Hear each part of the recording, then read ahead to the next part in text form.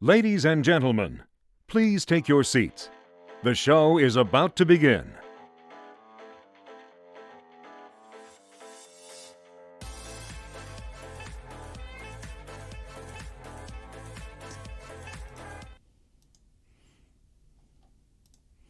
Good evening, everybody. Good evening, good evening. Welcome to the Makers Vodcast, episode 15. 15 episodes in already, my God. Hope everyone is doing well tonight. Hope you're all doing great. Falter, how's it going? 9 Sandwiches, thank you for that follow as well. Thank you so much. Welcome in, welcome in. Hope you're having a good evening or a good day, depending on your time zone. Oh, got a good show tonight. A really good show. It's going to be a fun one, that's for sure. Totally going to be a fun one. Going to be having a right laugh. They're laughing at me already. I can see them. Let's double check something. There we go. Yep, that's all good. We are all good. Just had to double check something. I was having some technical issues. We're all good. Everything is looking good on things today. It's before I even got started today. The internet decided to have some issues. Because it wouldn't be one of these streams without some technical issues. At least the stream is running.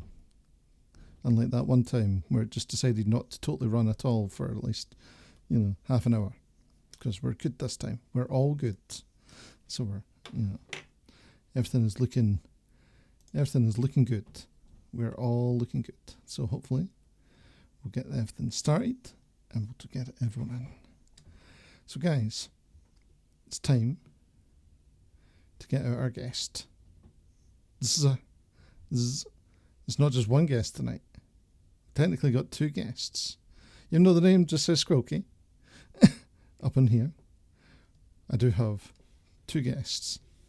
We have the queen of the pottery, throwing it down on that spinning disc.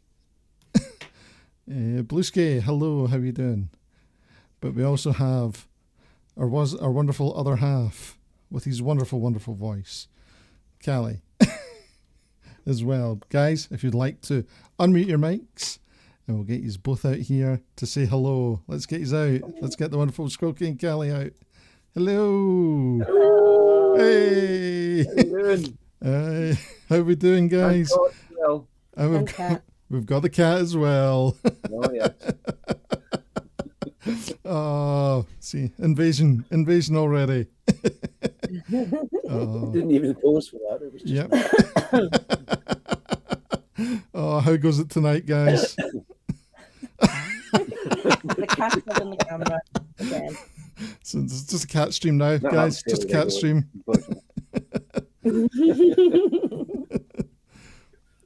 This is the first double team Q Cat. This is the first double team. Tag team. Yeah. Technically, it's a triple if we count the cat. Yes. Yeah. Hello. There's no show without the cat. Yep. Totally. That's for sure. So, for anyone that doesn't already know who you are, can you tell the stream who you are, what you do here on Twitch? You are the voice. Oh, I am the voice. Okay. So apparently I'm the voice of the Craft Shack. So yeah, we do all sorts of stuff. Mainly what we do is pottery. So we do throwing pottery, but we also do the glazing stuff, and we also do the final stage of it. I think we're the only people who do the whole kind of thing from beginning to end in Scotland. We might be in the UK, I don't know. Anyway, we do that. We do we do the chat stuff. So I do all sorts of stuff. I do poetry. I do stuff that I've written. I do stories. Yeah, all sorts of different things. But we also do things like feltcraft. Do you want to tell them what feltcraft is? I do needle felting as well, where I make 3D figures from wool, which comes as carded wool, and you stab it and it kind of binds together to make 3D figures. I have done stained glass, but I've not done it on stream yet, so that might be something that's coming up. I did Christmas crafts, so we made a Christmas wreath and we made a Christmas festive ball to hang outside. So we've done lots of different things, but it's mainly pottery. That's my passion. You're mainly known for the pottery. Yes. Definitely. And the double entendres that come with it. Yeah. Oh yes, all the double entendres.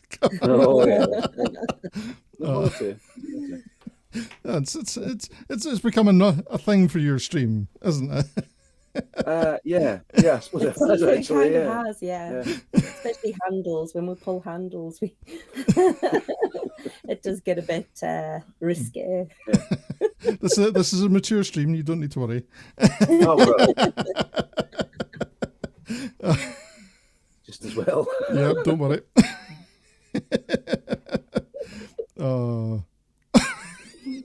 QCat.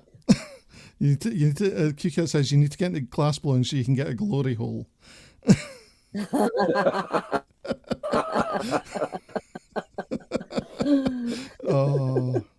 QCat. QCat.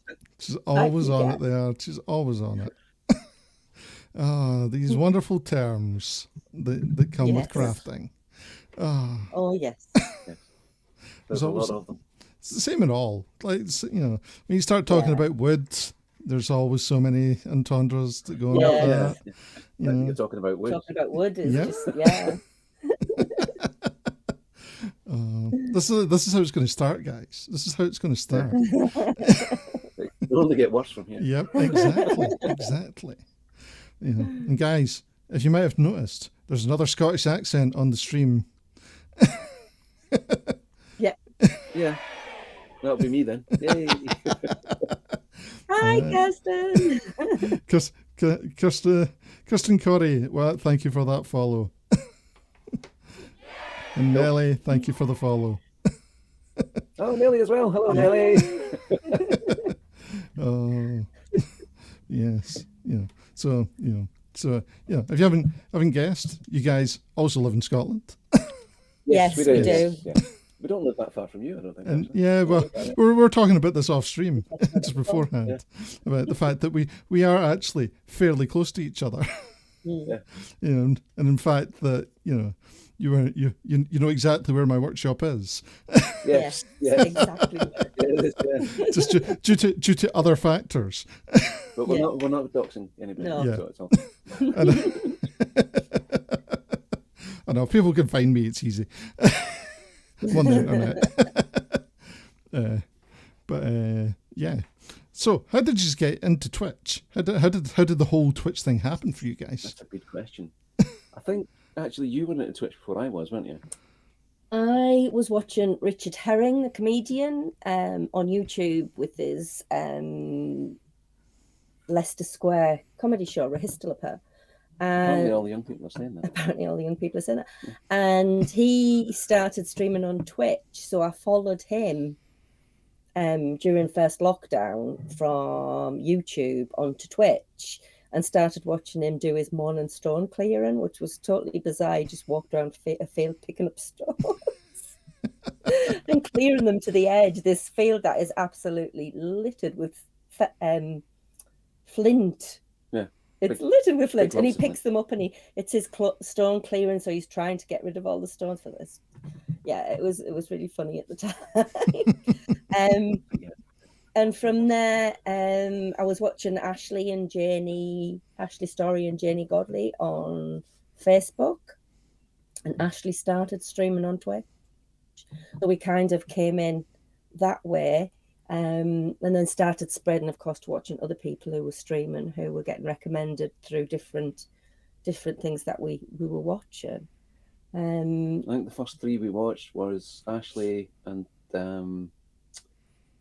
Cather Boyd and Roscoe. That was our first 3. Yeah, they were the first 3, because we'd seen them on a TV programme, and kind of from Ashley we found the others. Yeah.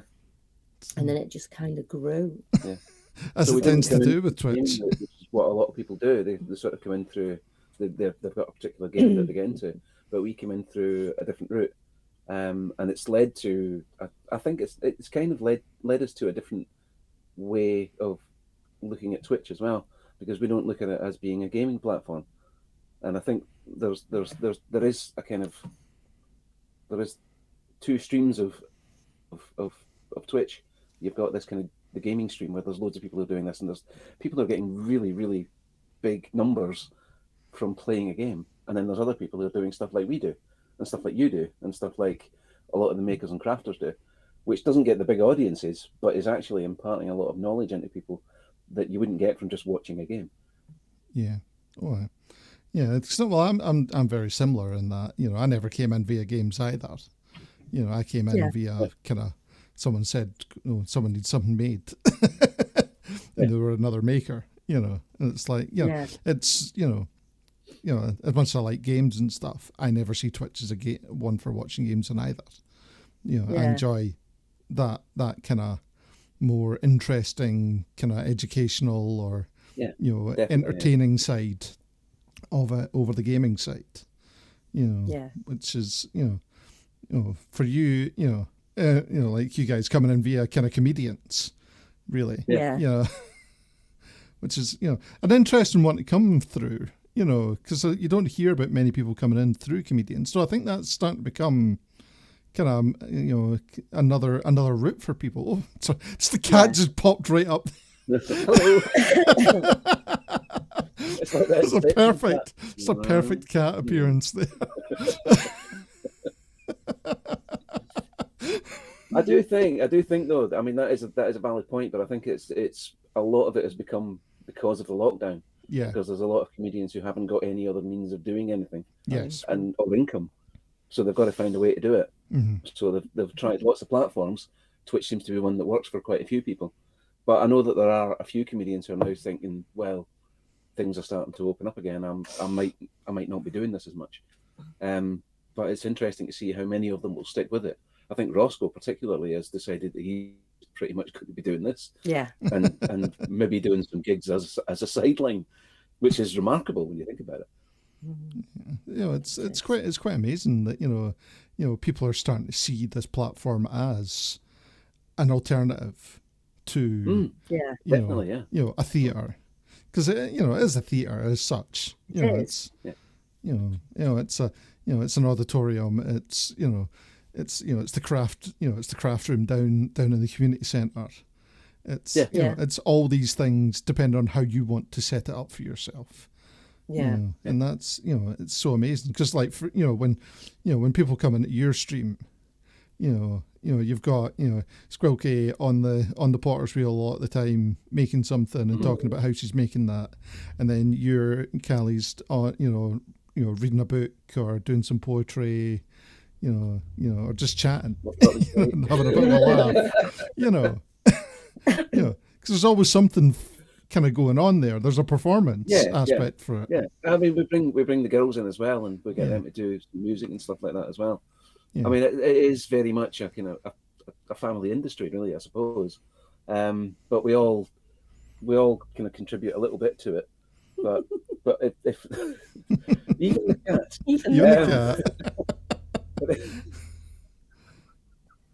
but I think it's. The stream is very much about it's kind of an insight into our lives, because we are all as this is us. It's not we're not playing anybody. We're not pretending to be somebody else.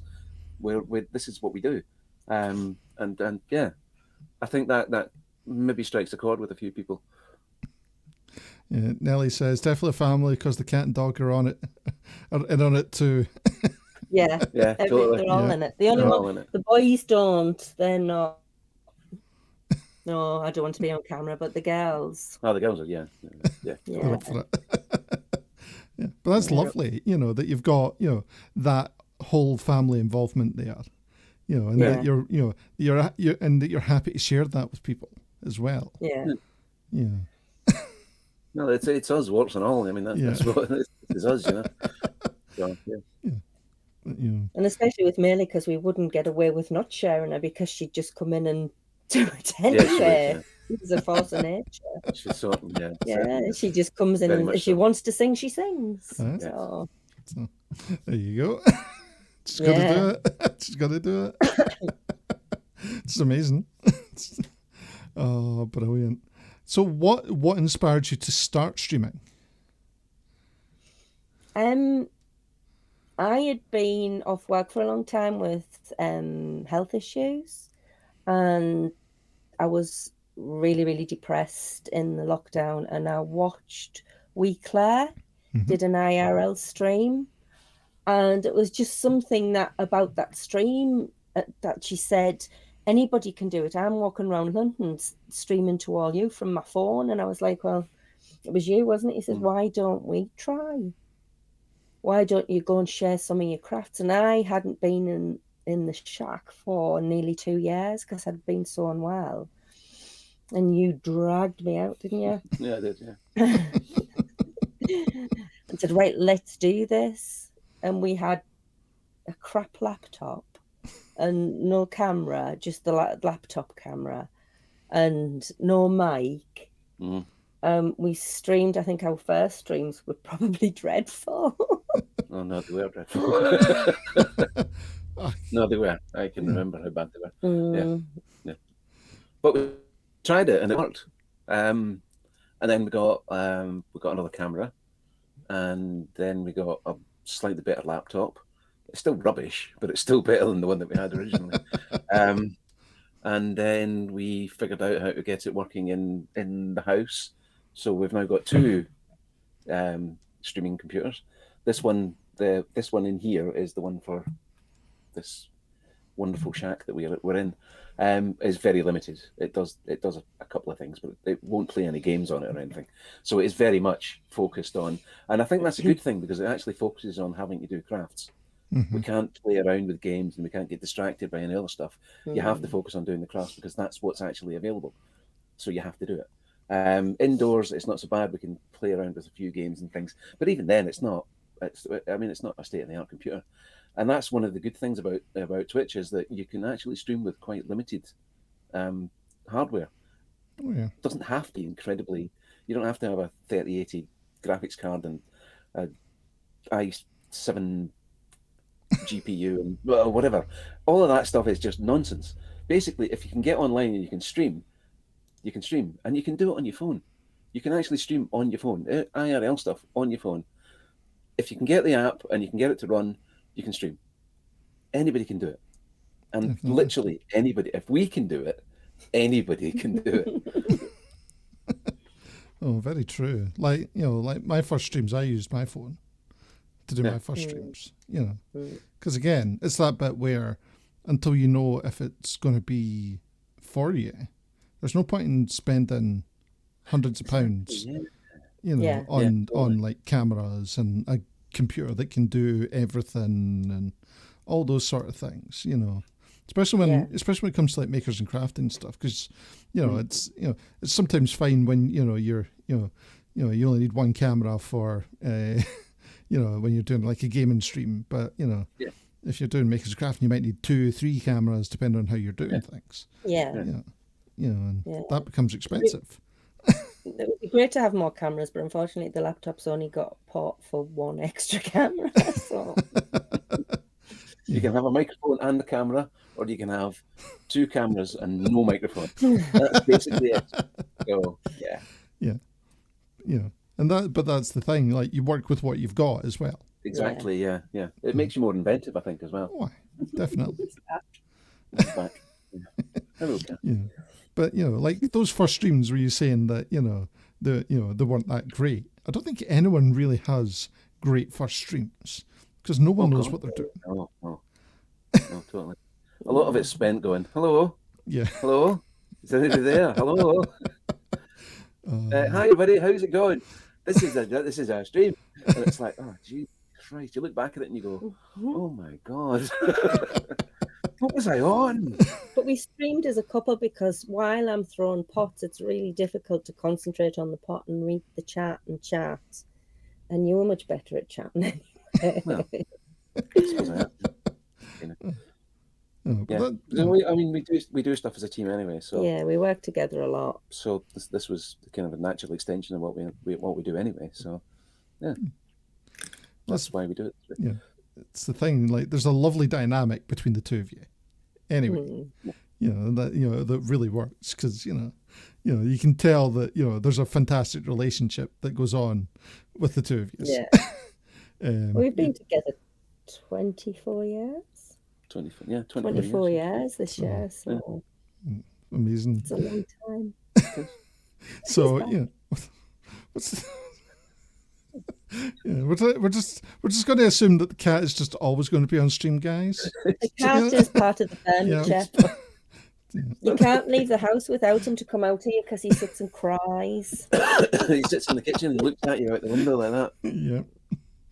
Oh. Why are you not letting me in? Yeah. Funny. So funny. But it really works. When for the two of you. So like when because you're relaying whatever's happening in chat, and you're both talking about it. Yeah. And it's it keeps. I mean, I have to say that the whole kind of certainly the community that we've got over a really short space of time. We've only been doing this 6 months. Yeah. The community that we've built up over that space of time has been fantastic. They're just amazing people. They're just lovely, and they're so supportive. And we've actually inspired some of them to stream as well, which is great. Yeah. It's awesome. really good. It's been really good. I mean, the sort of the positive vibe out of the community is just really uplifting, and I mean, particularly for people who suffer from mental health issues, which is quite a lot of us. That whole kind of positive vibe thing is really, really good, and it having a stream commitment that you have to do, even when you're not feeling that great, you still have to come out and do it. And you think, right, I'm going to do it. And from the minute that camera goes on and everything goes live, you go, yeah, actually, it's not that bad. You talk to other people, and the other people are going, yeah, you know what? I've had a bit of shit as well. And you go, yeah, actually, my shit wasn't. It was about the same as your shit, and you're coping with it, so I can cope with it too. So yeah, there's a whole kind of a real positive mental health vibe around our stream, particularly, I think, which is really it's been what's got us through lockdown. To be honest, definitely. Oh, it's that and I'm hearing that a lot from a lot of people. Streaming has become, a support system for people. Yeah, totally. Which is amazing. It's a lovely, it's it's just something another added bonus to things. As much as I mean, it wasn't something that we saw when we started doing this. It was, I mean, mainly the reason that I kind of forced Squilkie into doing it was for our mental health, because I could see that she was beginning to withdraw, and I thought, well, we'll get something it's a controlled exposure to a bigger audience, because people can't directly interact with you. They've got to go through a chat. They've got to go through a moderation process. There's always an opportunity to filter out any of the sort of negative stuff and still have that kind of community. But I mean, to be honest with you, we haven't done that. I mean, there's been a couple of occasions where we've had trolls in and just gone, what are you doing? And they've gone, all right then, fair enough. And just buggered off again, which is great, because that's a better way to do it than it is to actually ban people. But I mean, our mods have been fantastic. I mean, Blueski particularly has been absolutely amazing. It's you have to try and take the the negatives and the positives as one thing, and then balance it out between the two. And I think there are negatives to doing Twitch, and there are negatives to getting negative feedback from people. Mm-hmm. But with good moderation and you can fix it out. You can sort it out between. Yeah, sorry, I'm good up. You went on a waffle. I went on a waffle and I got lost halfway through. Never mind. Such as Yeah, but it's something that doesn't get talked about enough is the importance of having like good mods. Yes. Because as much as like makers and crafting and the creative section doesn't have that same level of kind of troll and people that are coming in just to cause trouble. You do occasionally get that. Oh yeah, you do. Yeah. And it's and you don't always have get the chance to deal with it, especially depending on what you're doing and all that. And having a great mod team around you is so important. And not being attacked by cats. Straight across my nose. And like you're saying, like you've got yourself, a good team that you've found. Definitely. It's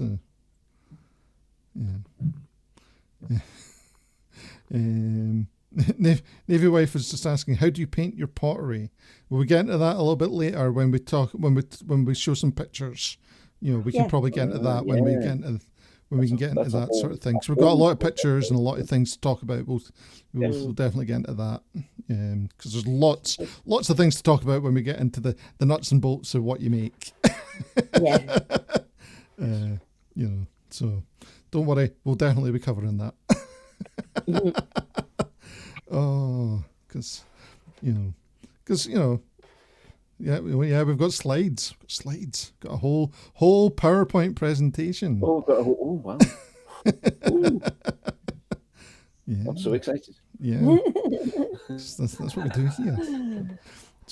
We ask for pictures and all that. Because like we're talking about, because have you always kind of been a creative person? Has that kind of been? I kind of wanted to do art when I was at school, but I failed my art O level. I got a D and I needed a C. Oh. And my mum kind of wanted me to go into nursing, and it was I'd gone and done work experience in it and really enjoyed it, so I went into nursing. I've kind of nursed on and off most of my life until a couple of years ago when I fell down the stairs, and I've not been back since. So it's been a bit of a rough journey, isn't it? It has. Yeah. But I've always been quite creative. I've done stained glass when I was pregnant with Lachlan. I did stained glass. Yes. He's one of my kids. He's 15.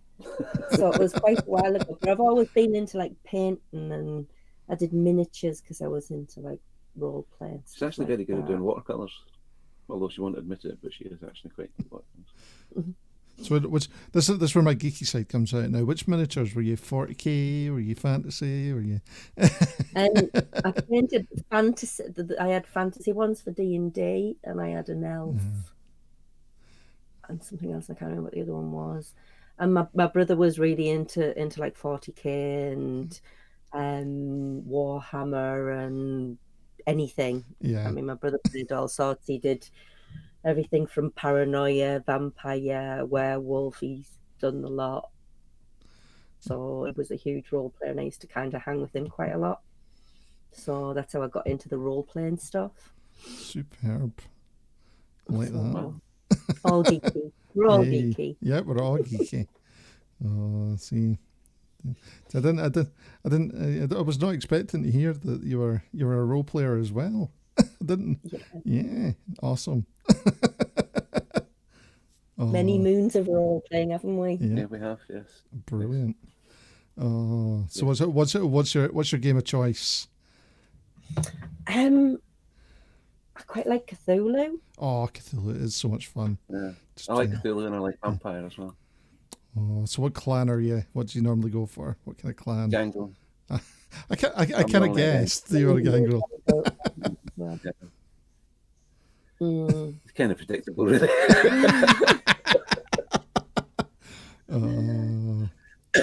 I swap between Malkavian and Tremere. Yeah, I could see that. Yes, definitely. but we've done quite a lot of role play, haven't we? Well, yeah. Did D&D quite a lot. We did a lot before we had the kids. Yeah. Kids come along and everything changes. Oh, you're not introduced the kids to it yet.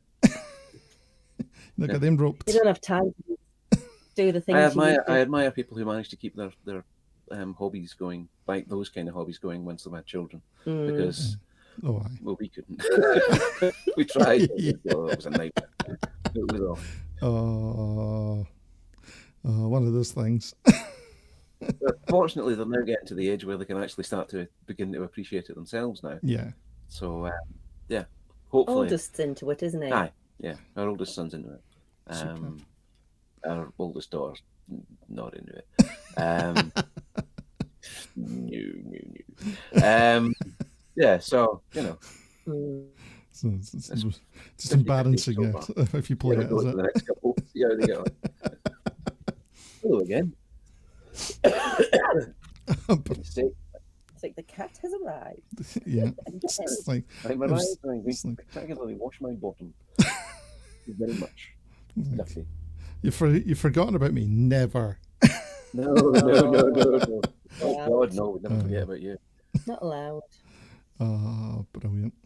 So let's have a look at some of the stuff that you make. Oh, right, cool. Because let's jump in here because this is what you said was the first thing you ever did in pottery. Yeah, I went to a taster session at Kura's Pottery, which is in Fife. Callie got me the taster session for a Christmas present because I'd always I did pottery a couple of times at school and loved it, but was never allowed to go and take pottery as a class. So I'd always wanted to do it. I loved it when I did it at school. And he got me a taster session, didn't you? Yes. Just before the Great Pottery Throwdown started, I started going to pottery, I think. And I went and did the taster session, and it was one. I think you got a couple of hours to go and make something, and then you got to go back the next week, like a couple of weeks later, once it had been fired, and then you got to go back and glaze them. And this is what I made. It's a slab built piece that I'm. Disaster cat. That was the cat falling off. There we go. We're all good. Yeah. We're back. Don't go down there. I did say to. It was a slab built piece.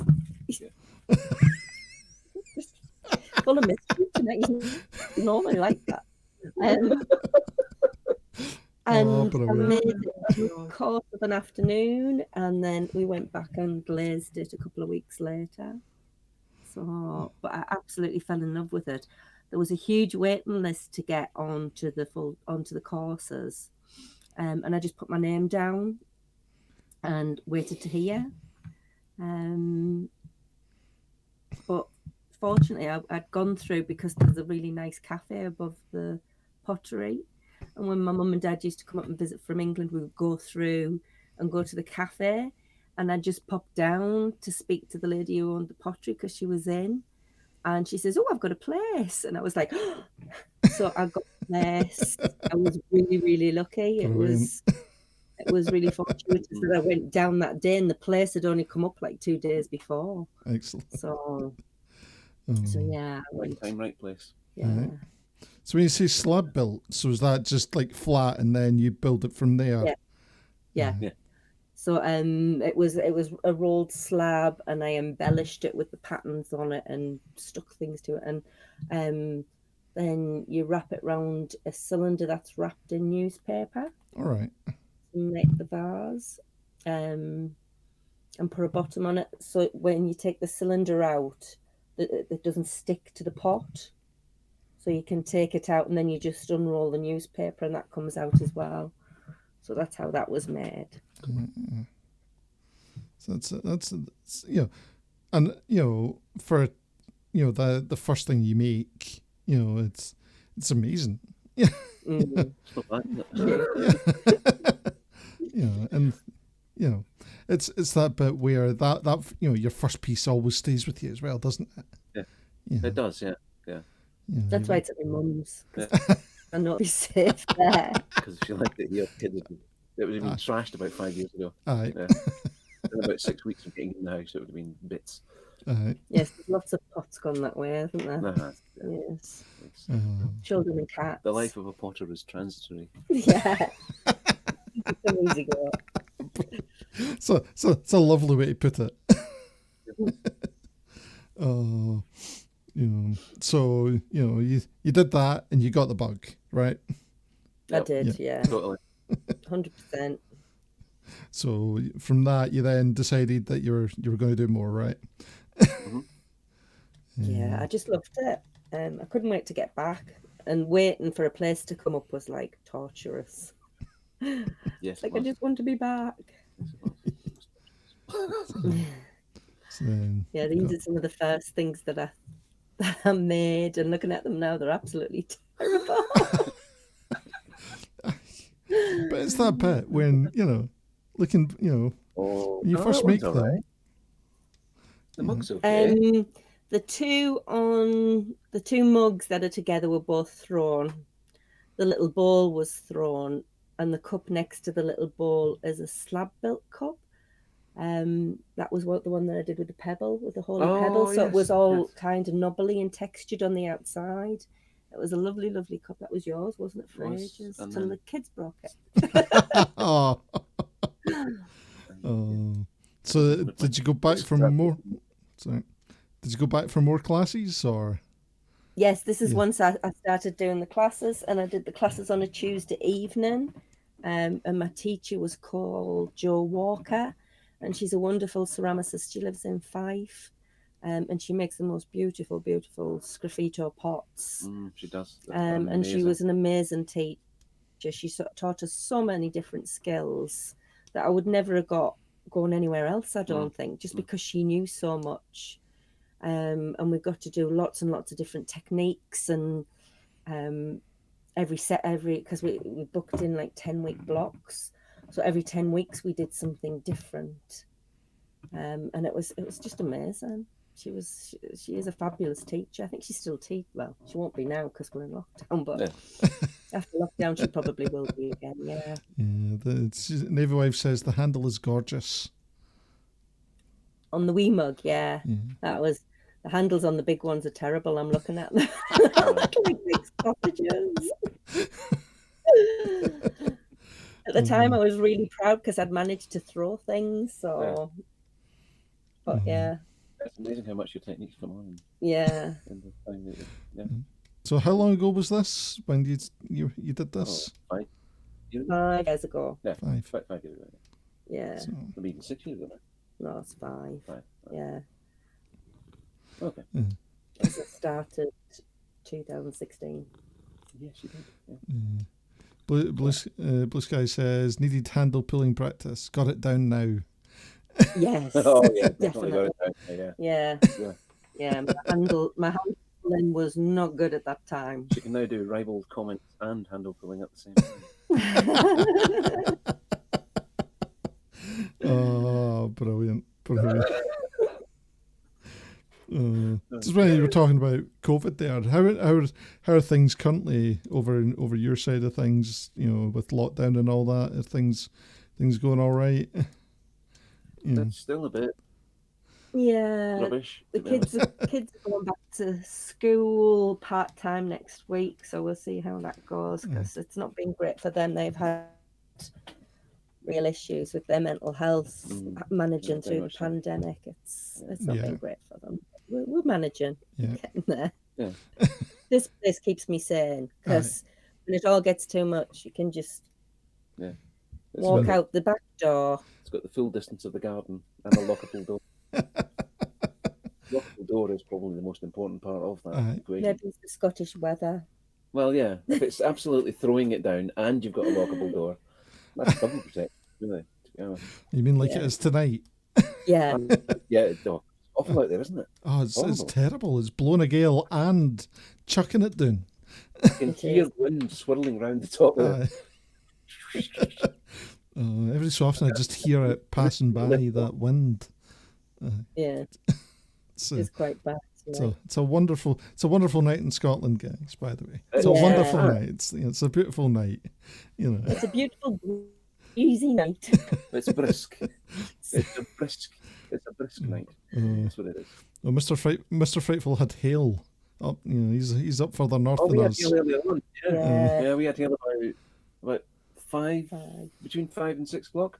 Yeah, we had hail then. Yeah, big bloody M-size hailstones as well. Big crackers. We had a bit of sleep, but that was about it. I could appreciate how nice it was in the house before I let her back in. She won't come in. Nelly says, "I hope the wind doesn't Wizard of Oz the shack." Oh no, the shack's got some solid foundations on it. We've got some pictures of that later on. The shack construction. The building of the shack. Yeah.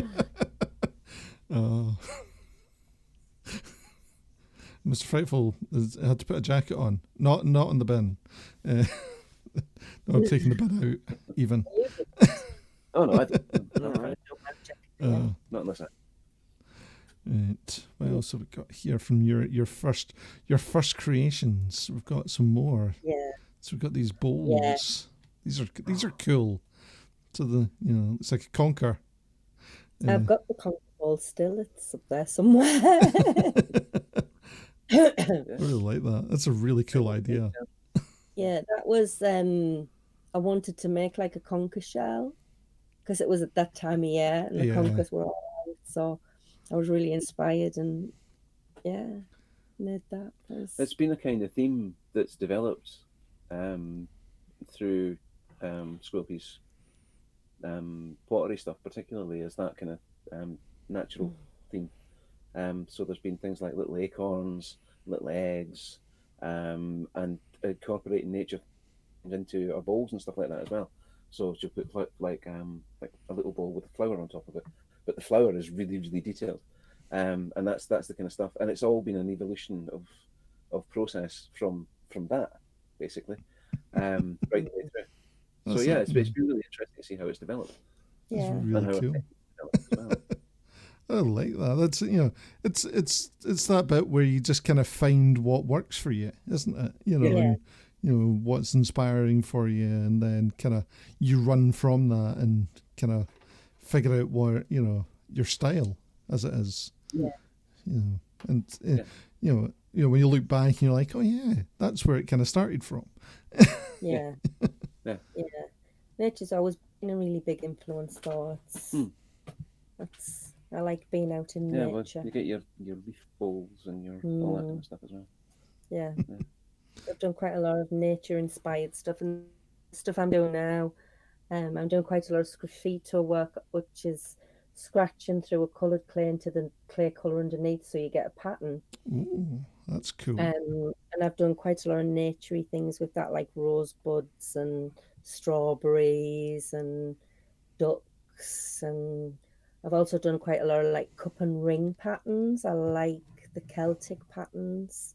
They're very meditative to create as well. It's that process of drawn spirals is just so cool. I love it.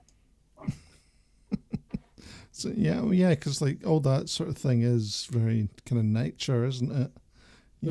That's really, really, something that worked really cool. So it's graffito, did you say? As well. Yeah. I'm really bad with words. I was going to call it something graffito there for a second. I'm like, no, that's totally not the thing at all. So that's it comes from the root actually. All right. Graffito and graffito are very similar things. Graffito is something that's painted onto something, whereas graffito is something that's scratched into something. Ah, So that's pretty cool. That graffiti is the same thing. So I have lots of useless information. That's one of the things that I specialise in. Yep, that is very true. That is very true. I'm very good at quizzes, Yep. but I'm not very good at actually telling you anything that's useful. But I can tell you loads of stuff that's useless. Yeah, that's basically my skill. It's a very niche skill. Yeah. So we always need to have Callie on your quiz team. Yeah. Are you a big quizzer? No, not really. No, not since. Well, not until the lockdown started. And then I started getting a bit obsessed with it. So, I'm interested in facts, but not the sort of mainstream stuff. Yeah. I like to find things that people think they know. It's kind of like the Mandela effect. Mm-hmm. People think they know that Nelson Mandela died in the 1980s, but he didn't. It's that kind of thing. Everybody in the world thinks that Nelson Mandela died in 1986, but he didn't die in 1986. He lived for quite a long time after that and became president of South Africa. Yeah. So there was a distinct link between what people think they know and what is actually real, and it's tying those two together that I find really, really interesting. And that's why I do all the background stuff. Apart from just telling people what's true and what's false, I actually do a lot of the background information as well, because the background information is what makes it interesting for people. Like Napoleon's Rabbit Wars. Yes. Navy Wars. Yes. What's this about Napoleon's Rabbit War? Okay. Basically, Napoleon's worst ever defeat was at the hand of rabbits. Right. He organised a shoot. There was basically a big treaty that had been organised between himself and the Germans, and I think it was the Belgians. That was it. So basically, what he'd done is he'd organised this rabbit shoot. So he'd delegated all of the responsibility for it to his chief of staff. And his chief of staff had just gone, right, basically, we'll get all the rabbits in the local area. So he'd bought up thousands and thousands of these rabbits, and then he released them, and they were all standing there with the shotguns. And then they went, I see that little guy over there. What he hadn't realised is when he bought the rabbits, they were all domesticated rabbits, so they were expecting somebody to come out and feed them. And they saw this little guy with a big hat on and went, that's the guy for the feed. And they went brr, brr, brr, brr, brr, about 26 miles an hour, all heading straight towards him. So there was thousands and thousands of rabbits chasing after hungry rabbits, absolutely starving rabbits. For 2 days, they were starving, and they were chasing after Napoleon at the 26 miles an hour. Basically, that's how fast a rabbit can run. And they were all going brr, brr, brr, brr, brr. So he's beating them off with his hands, trying to get them off him. And he gets into his carriage, and then all of his footmen were trying to beat these rabbits off with whips. That was Napoleon's worst ever defeat. Brilliant. Oh. This is the sort of stuff that comes out of here all the time. Yep. Unfortunately. No, I keep finding things like this. Oh, I'm gonna love this. Yeah, this is this is the sort of thing that you can find on the Squilkie channel, guys. Totally, not just amazing pottery, also amazing stories. Totally, yeah. 250 channel points well spent for that one. That was the best channel points anybody ever spent. I think. Amazing. I couldn't believe it when I read it. I was like, this can't be real. So I checked it on a couple of other sources, and they were like, no, it's definitely real. I went, okay, cool. I'll have that then. Brilliant. And here they are finished. This is looking a bit better. Yeah. Look at those ones. So the conker one's up there. The leaf vase at the back, that's at my mum's. Yes, it is. And the little tricolour ball I gave to one of my friends. Yes, you did. And the cup got broke by the kids. And the cup got broke. That's a theme that will run throughout all of this. Yeah. There'll be a point at some point where they go, And the cup got broke by the kids. Most of the stuff we take to the house gets broke by the kids or the cats. Yeah. So are these, are these all glazed? I'm assuming. Yeah. Yes. So what happens once the clay dries out, it goes into the kiln and it's fired, and that's called the bisque firing. And when it comes out, it's really absorbent. I don't know if you've ever seen unglazed terracotta. So if you Sort put of, I water think on it, probably. it kind of soaks it up. Like the little discs you get that you put in your sugar, the terracotta discs that you put in your sugar, because it absorbs the moisture, keeps your sugar dry. So because the biscuit, they soak the moisture, the glazes that I use are mixed with lots and lots and lots of different ingredients. And I've done a lot of reading and a lot of research and bought a lot of books. And I'm still an amateur. I've been to lots of courses and I'm still an amateur. I know how to glaze. Getting a glaze just right is really tricky because it's not just what goes in the glaze. You have to know the specific gravity, which is how many particles are suspended in the water. And if the specific gravity is wrong, the glaze can run off the pot. It can craze. It can crack. It can do lots and lots of different things. But it's a very fine line getting your glazes to be perfect. It's very, very difficult. It's a whole science behind it. It is. It's glazing on lots its of own chemistry. Yeah. Lots of chemistry. Yeah. I mean, when you get into it, you can go. When you get really good, you can go right down to the molecular way to things in making glazes, and then your glazes are perfect. And you can do lots of different things with glazes. So you can make glazes that grow crystals, which are called crystalline glazes. And they tend to be very runny, but have like metals and zinc in them. So they grow beautiful, beautiful crystals. But there's lots of different ways to glaze your pots. These are all dip glazed. You can paint it on. You can do underglazes. You can paint pictures on them using underglazes, then dip in a clear glaze. So the variations that you can have are vast. Absolutely vast. Don't tell them the difference between a fired and an electric kiln. So also what can affect your glazes is how you fire them. If you fire them in an electric kiln, that's an oxidizing kiln.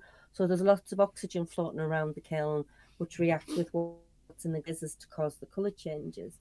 But if you fire in a wood-fired kiln, it's called a reducing firing because the fire sucks all the oxygen out of the air, so the pots trap carbon. And the carbon reacts, and they react differently to the oxygen, so you get different colours. So if you put a tin glaze in an oxidizing kiln, it'll come out pink, and if you put it in a reducing kiln, it can come out green. All right, it's amazing. It's very complicated. Oh, it's proper science, going on there. Oh yeah.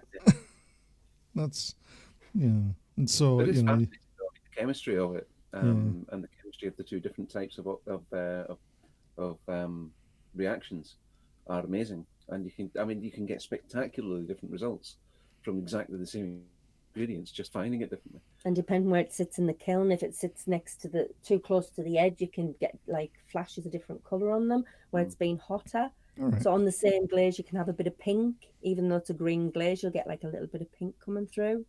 But the same cup in a different place in the kiln will just be green. It's really complicated. And I'm still learning. And I assume it's one of these these crafts that, like many, there's always something new to learn. Oh, totally. Totally, yeah. There's always something new to learn. Yeah. And every day is a school day, as I say, almost every day. And all the glazes that I mix, I have to test. So I mix the glazes with different amounts of ingredients and do like a colour chart of them to see which colour I want, which one reacts best in the kiln. And then to make sure that the glazes are safe, you sit them in vinegar to make sure that they don't erode under acidic conditions, to make sure that the food's safe. So there's lots of different things that you've got to do before you can sell a pot. Very much. Yeah. Yeah. Well, that's the thing, if you are selling, that is a major thing, especially because you're selling things that are going to be used as a as a food receptacle of some sort. Yeah. And that becomes something major. Yeah. So do you is there I assume that there's whole laws behind all that, isn't there? For you guys it's to deal also with. it's covered by the storage and disposal of chemicals. Not that anything gets thrown away, everything gets recycled. Everything gets recycled. Yes. Nothing goes in. Nothing goes in. You can't just put it down the drain. No. No, I wouldn't put it down the drain. But it just gets put into the next bucket. If there's only a little bit left, it gets put in a little pot, and I'll use that before I use the new batch. So it all gets used. There's very little waste in the whole process, actually. I mean, I suppose the main energy input and output is the kiln, but other than that, there's actually very little. It's quite an environmentally friendly process, apart from the process of firing. And there isn't really any way of getting around that, because if you use wood, it's still using a huge amount of energy to produce a certain amount of product.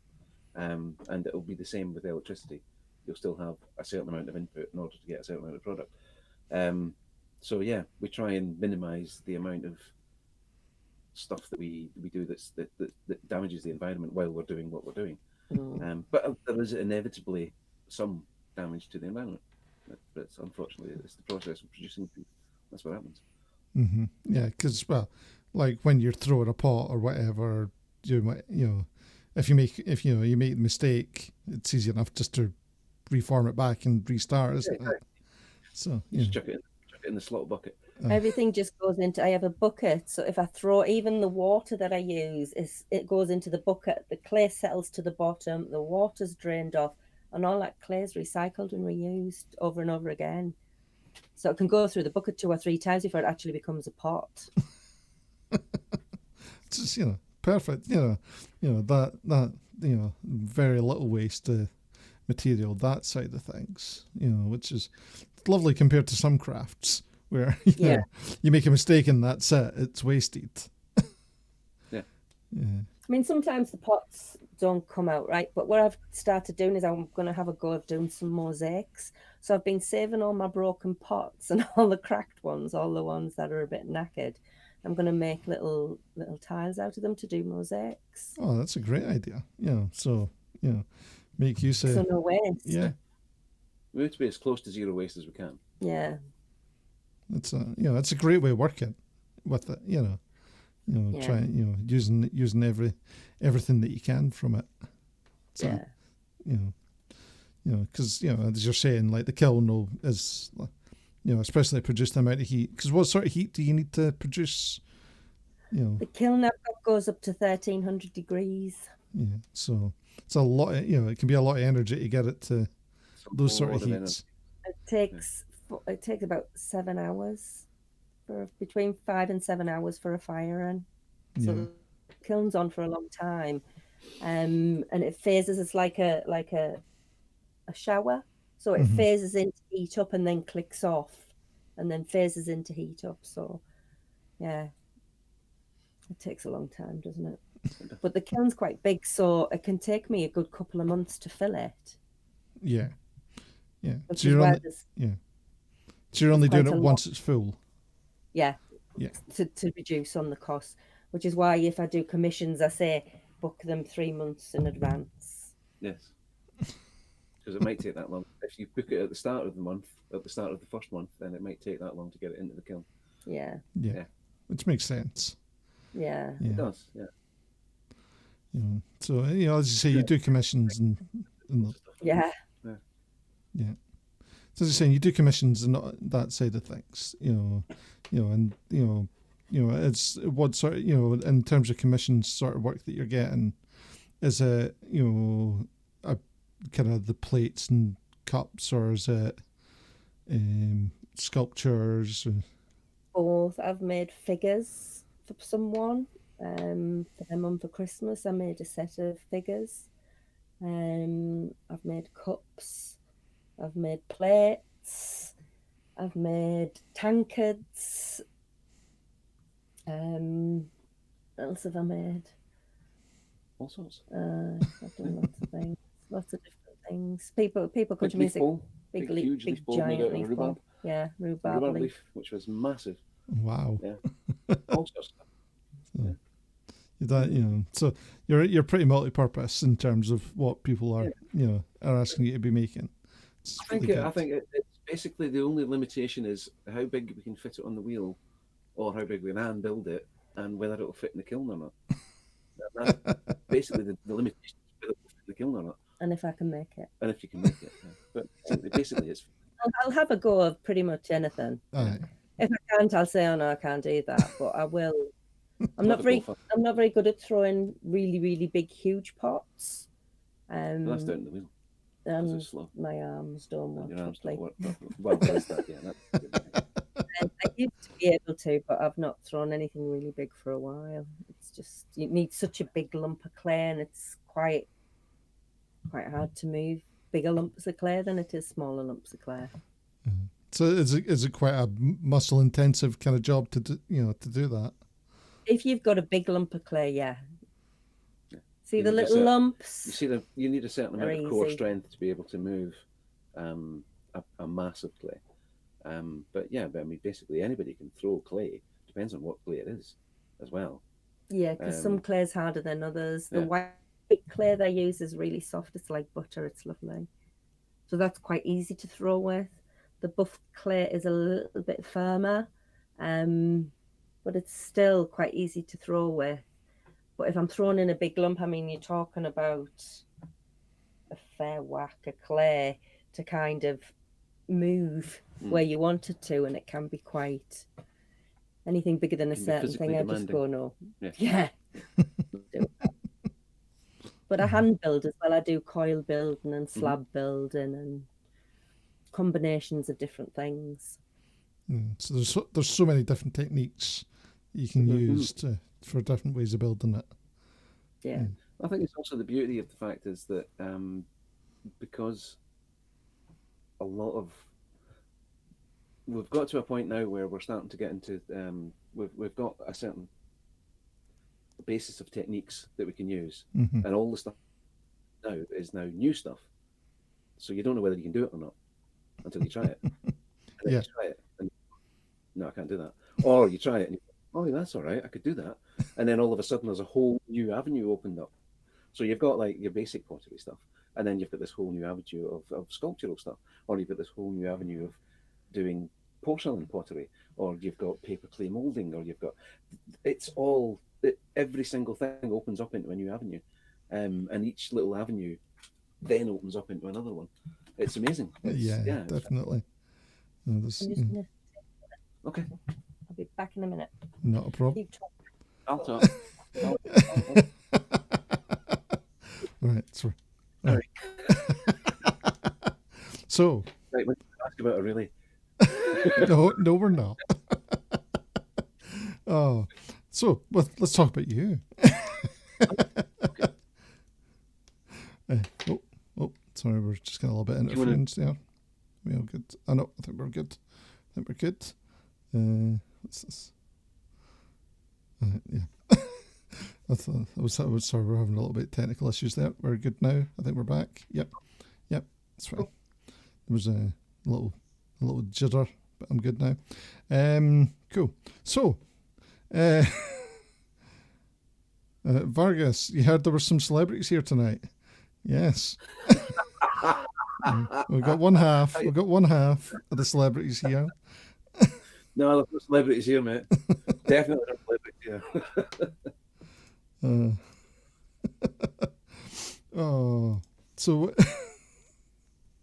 So I'm just laughing at that now. You're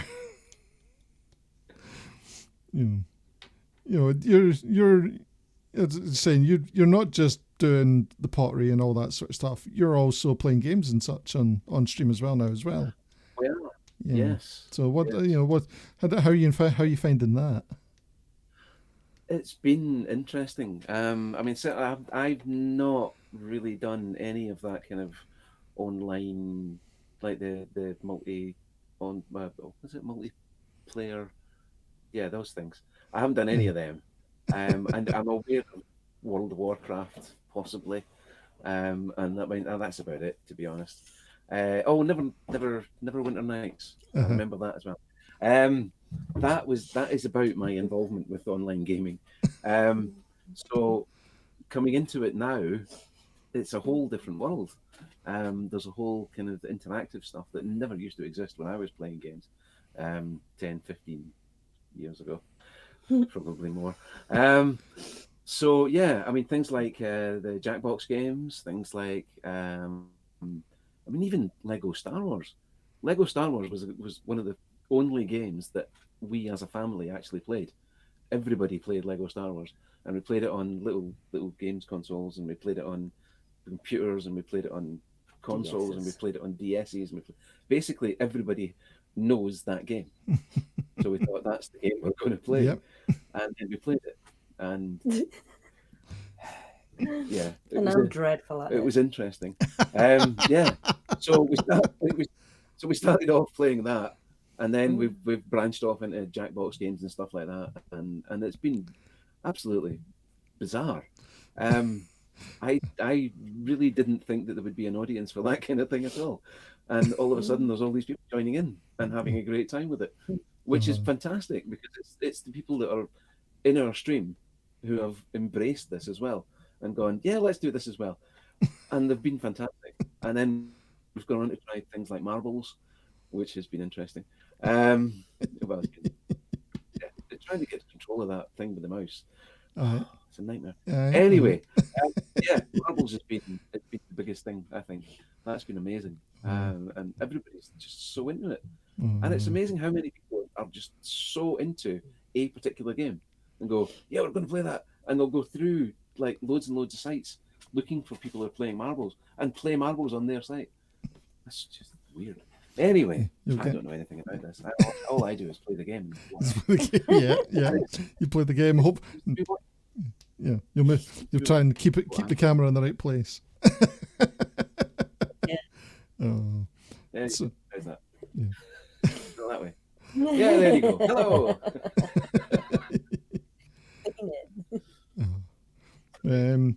So the Craft Shack, the infamous Craft Shack that you're currently in. That was a project of yours. Yeah. So what was that? Was this a thing that you decided you needed a space? Was it? We bought a kiln. All right. Oh, we've got a raid. I bought a kiln on eBay, which lived at my mum's house for like 6 months in her garage.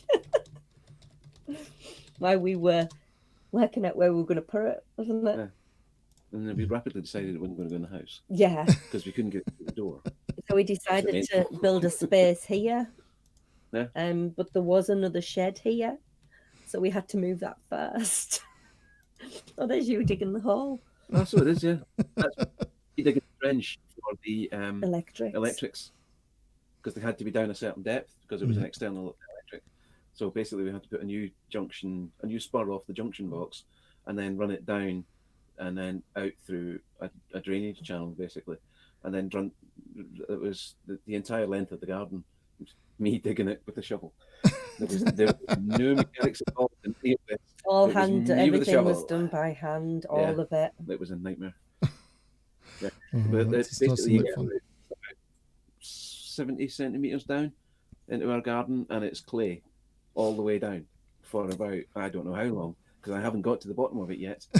But I was down about 2 meters and it was still clay. So it was hard digging. Yeah. Oh. But the one on the right is has got the concrete base down, and all of the piles in for the framework to go to get nailed onto. Yeah. Yeah. It was mental, It wasn't was. it? It was. That was a crazy summer. It was a crazy summer. Well, crazy winter and summer. Yeah. Actually. And my mum and dad came up from England to help as well. They did loads and us. There they are. And There the they are. sun. Moved in the shed, Roman style. So we had logs because we live quite close to a forest.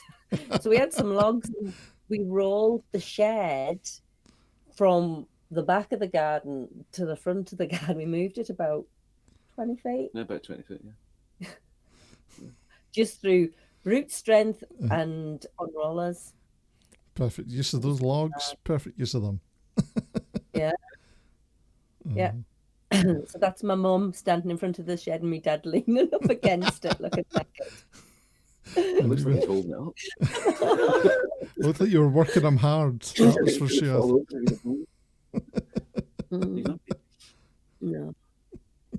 And the one on the right is Oh, before we painted it. Yeah. That was once we got. I know a window fitter, so I got an old door of him and some windows that he'd got made that the customer didn't want and that sat in his shed for 12 years. Well, perfect. So everything like it's not what you know, it's who you know. Yeah, a lot of things were kind of begged, borrowed, and stolen. Yeah. We cadged all sorts of stuff. You'd be amazed the amount of stuff that we cadged. And we paid lots of favours. Yeah, lots of.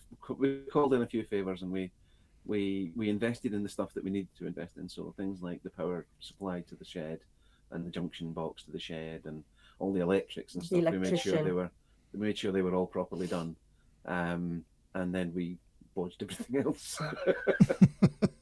Did what we could, didn't we? Yeah, we did. Yeah. With limited resources and limited money, didn't we? Yeah, it's still standing. So how long ago did you build that?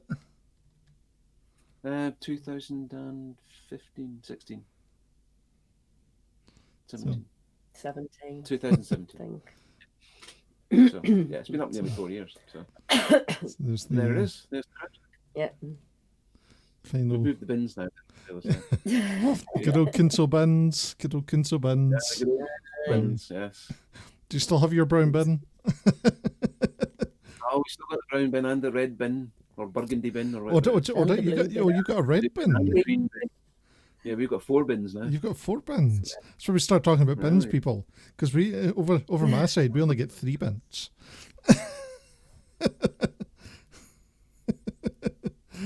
In for every day, In for every day. They collect them once a month.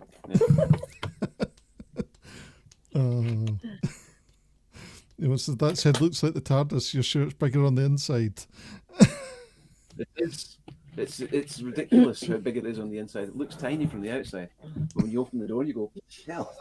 It's amazing how much stuff is in.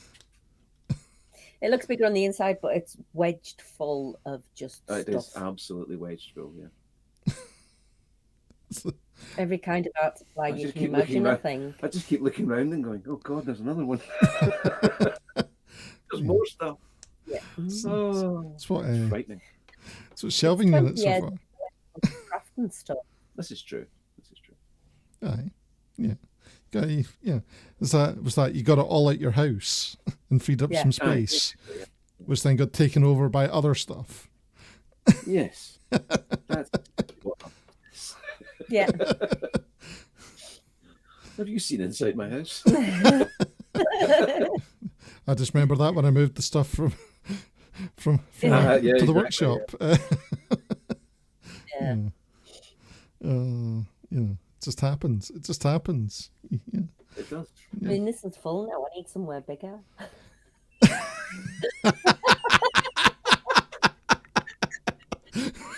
That's the look. That is the look. Well. A crafter never has enough cupboards, I think. No, that's true. Yeah. Or enough yarn. Or enough craft supplies. Or enough craft supplies. Yeah. Yep, totally. It's that second story on the shack. That's what's needed. I did think about digging the garden up and putting like a bunker underneath. Going full Colin Furs. A basement, A yeah. basement shack. Uh, Not a bad idea. Dan and John says you'll be building it on your own next time. Probably have to be down Is about- that my mum said we'll be building it on our own next? That's my mum. Yeah, that's your mum. Oh, brilliant. I'll only have to go down about 9 foot, didn't he? So it'll be fine. You're so kind to them. You're so kind. Oh, I think you'll be doing that on your own, darling. I think I will. Yeah. I think I will. Yeah, summer project. I think your mum and dad's shelf shifting days are I think they're gone now. probably done now. oh, brilliant, brilliant. All right. Tell you what, let's stop talking about you guys for a few minutes and let's have a Alright. look at the weekly showcase. Oh, cool. So we're going to have a look at some other people's work. So, guys, we do every week a weekly showcase where we have a look where everyone can submit their work. And let me just bring it up for us to have a look at. And if I click the right thing, it does help. So we can actually bring it all up because I keep pressing the wrong thing. I've got to got the right thing. There it is there. Aha. Hey! There we go. Finally found the right thing. Let's go to the beginning. There we go. There we go. Weekly show off. Didn't change it. There we go. So if you join the Discord, there's a section there called Weekly Show Off. You can add anything that you make, art, music, anything creative, video, something you've done in a game, anything that you think that you have made that you would like us to see, because we want to see everything that people have been doing. It's all cool stuff. And we will show it on the Weekly Show Off for the next guests to go and say, wow, that's amazing, because everyone makes amazing stuff. Doesn't have to be, you don't have to think that, oh no, my stuff is never good enough. It doesn't have to be professional. It doesn't have to be anything like that. Even if you're just starting out, you're making something good, because everyone starts somewhere. Totally. Yeah. So this week, first up, we have Emily Imagine with this lovely jewel hearts, all carved from a single piece of wood. Wow. Wow. That must have taken so How- much time. How long did that take? It's That's taken amazing. a while, that's for sure. And there's even a little video of it as well on here, so you can kind of see how it kind of all goes together. That's so clever. Oh, wow. That is awesome. That's so cool. Yeah, That's clever. That is really clever. it's really a great idea. It is, isn't it? Isn't it amazing? Yeah. That is fabulous. So, do you know what kind of wood it is? I have no idea. Emily, you're in the chat. Can you tell us what wood it was? I think you said in your description. I'll double check. Weekly show off.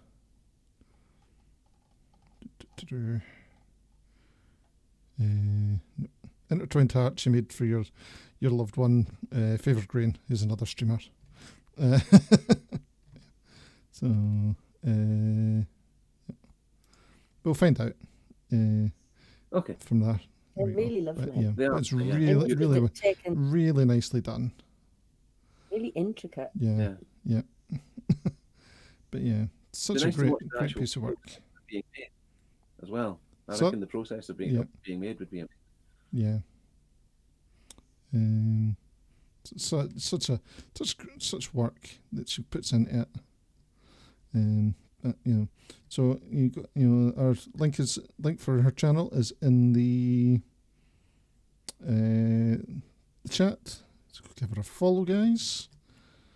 Up next, we have from the Feathered Phoenix some airbrushing effects, some cool fire cool. effects. That's it was made from amazing. basswood, by the way. Basswood. Basswood. That's amazing. That's so good. So how is that? I don't even know how you do that.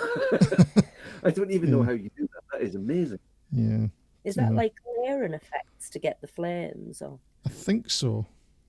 Yeah. It's such work. So is that a cosplay? It's for a piece of cosplay that she's doing. That's really cool. That's really good. Yeah. Very impressive. Yeah, it's a True Flame airbrushing. It's called. So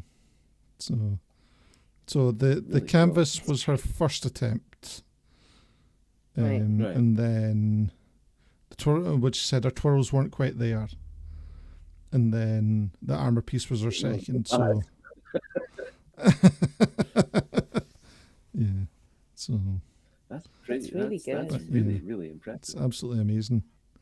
I love it. There's, you can see the detail. You can see it's flame. It's flame. Yeah. It's amazing. Yeah. So it's yes, layering, color, white, color more, white, more color, rinse, repeat. Yeah. So that's really cool. This is very, very good. So it's amazing. Wow.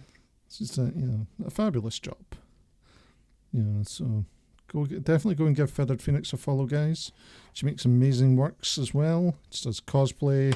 She makes giant wings. Does all the cool stuff. Giant wings. They're amazing. Yeah. Yeah, the giant wings are fantastic. Giant wings. Next up, we have from Trizcat is a bookshelf diorama. Now, this actually is in a bookshelf. It's, so it's a miniature. That looks like an actual little nook in a house that you could just go and sit in and pick up a book. Yep. That is amazing. Because you can see the book just at the, a book at the very, very far side.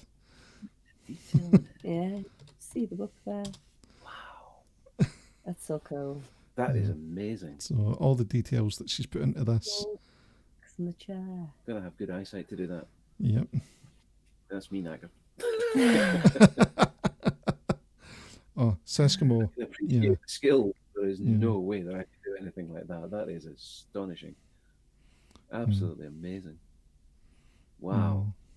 God, there's a lot of talented people out there, aren't there? Oh, definitely. Seskimo just that is what I was thinking. Seskimo just said it makes her think of the old Jekyll and Hyde pub. That is what I was trying to remember. What it was making me remind me of, and it is this Jekyll and Hyde pub in Edinburgh. That is what it reminds me. Yeah. Pretty much. Yeah. Yeah. I haven't been in there all the time. Yeah. God, I could go a beer.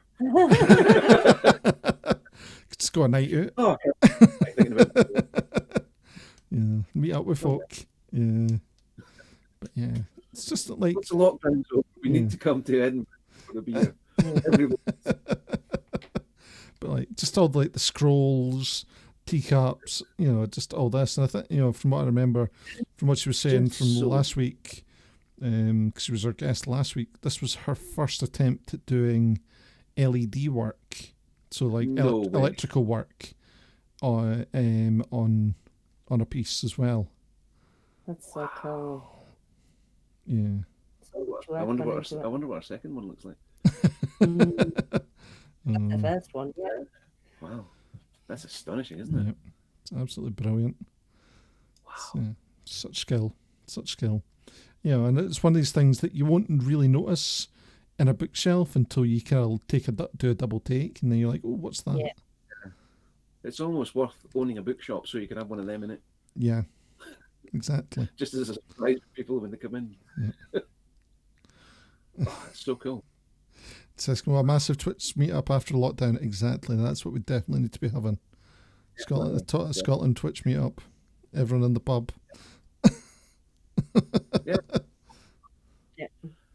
Right. Up next, we have from QCat her first attempt at doing nail art. Wow, that's cool.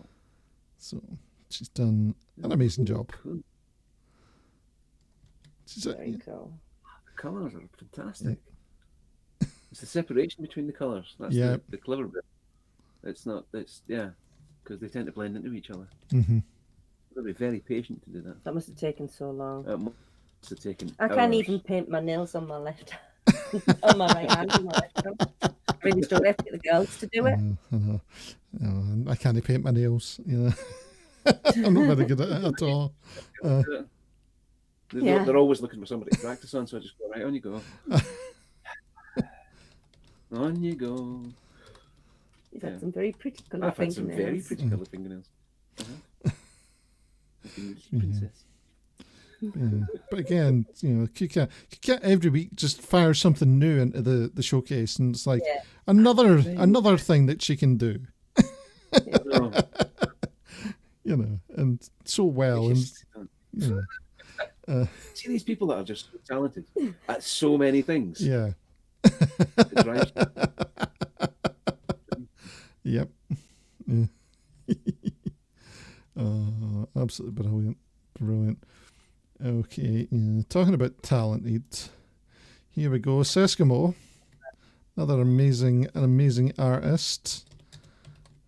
Wow. Here. Look at the fire. That's so cool. So really this was created for the Drives Creative Challenge. The prompt was campfire. So it's a campfire reflected in there. I like it. That's a good. Clever. That's a good vision of a campfire as well. And here we have an time lapse as well. Oh. So you can see it all getting built up. Layers and layers and layers. Wow. It was quite interesting because I was in a Discord chat while she was actually creating this. Just for we were playing games while Seskimo was making this. She wasn't playing the games at the time. Wow. That is incredibly talented. My goodness me. Mm-hmm. And to look at it from the time lapse as well, it's like it looks quite basic, and then all of a sudden it just goes bang. Pops. That's amazing. Yeah. I would also like to point out that's a nose that she's added extra in there. It's a nose for the running joke that she never does nosies. Running joke. She never does nosies. It's a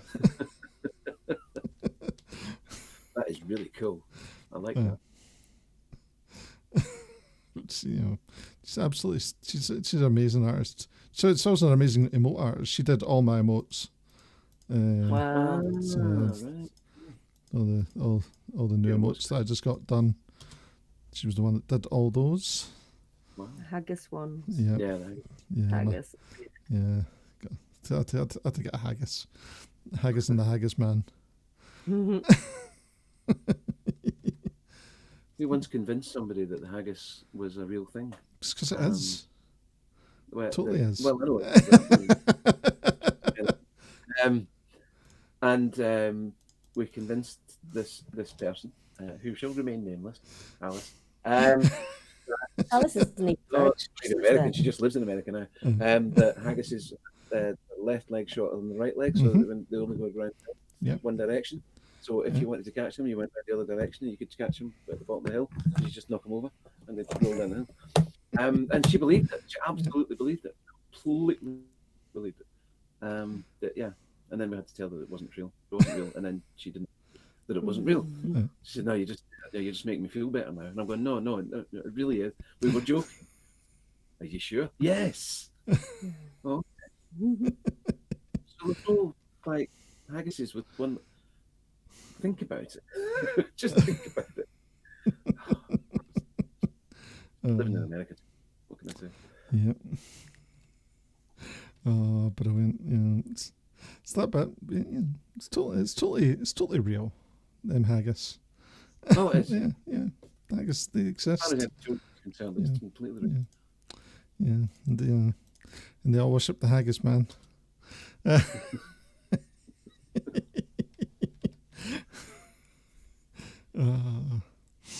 So up next we have from 999 Pickle Puss this set of bunny ears. They're amazing.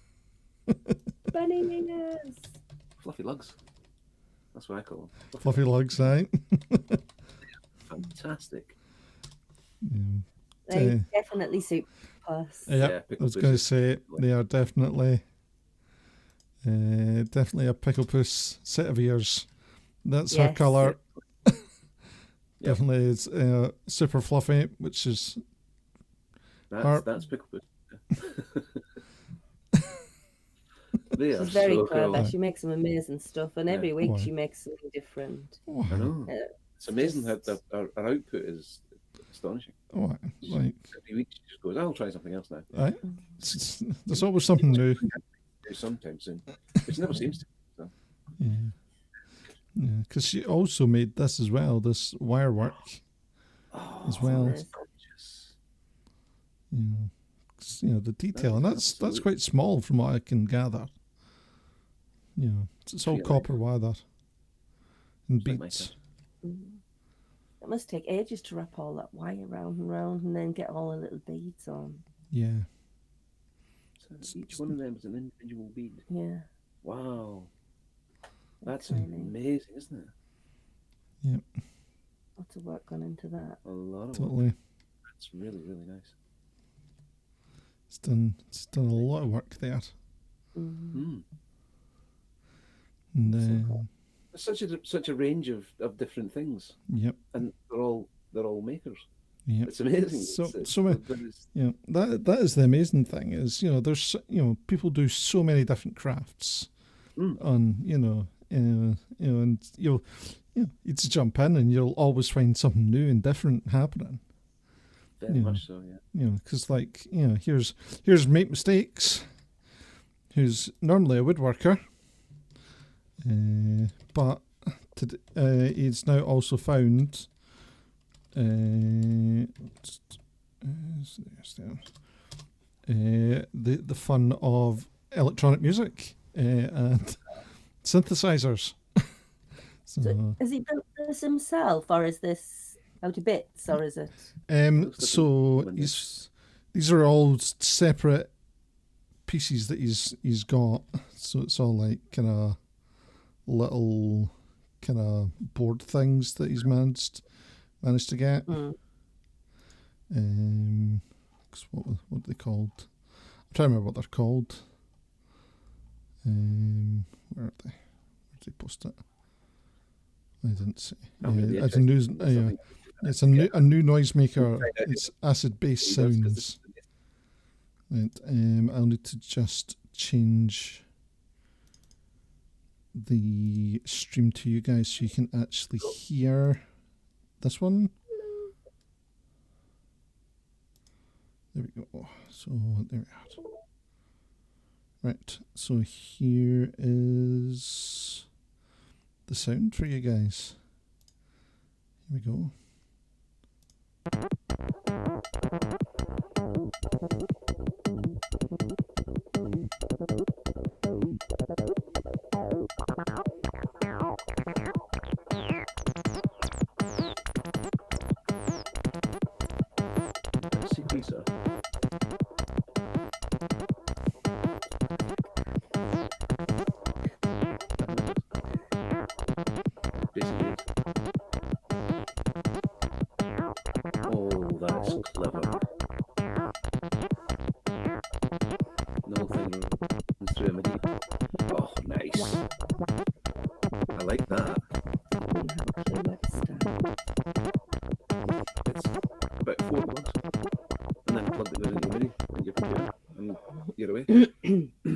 That is really cool. That is so cool. I want one of them.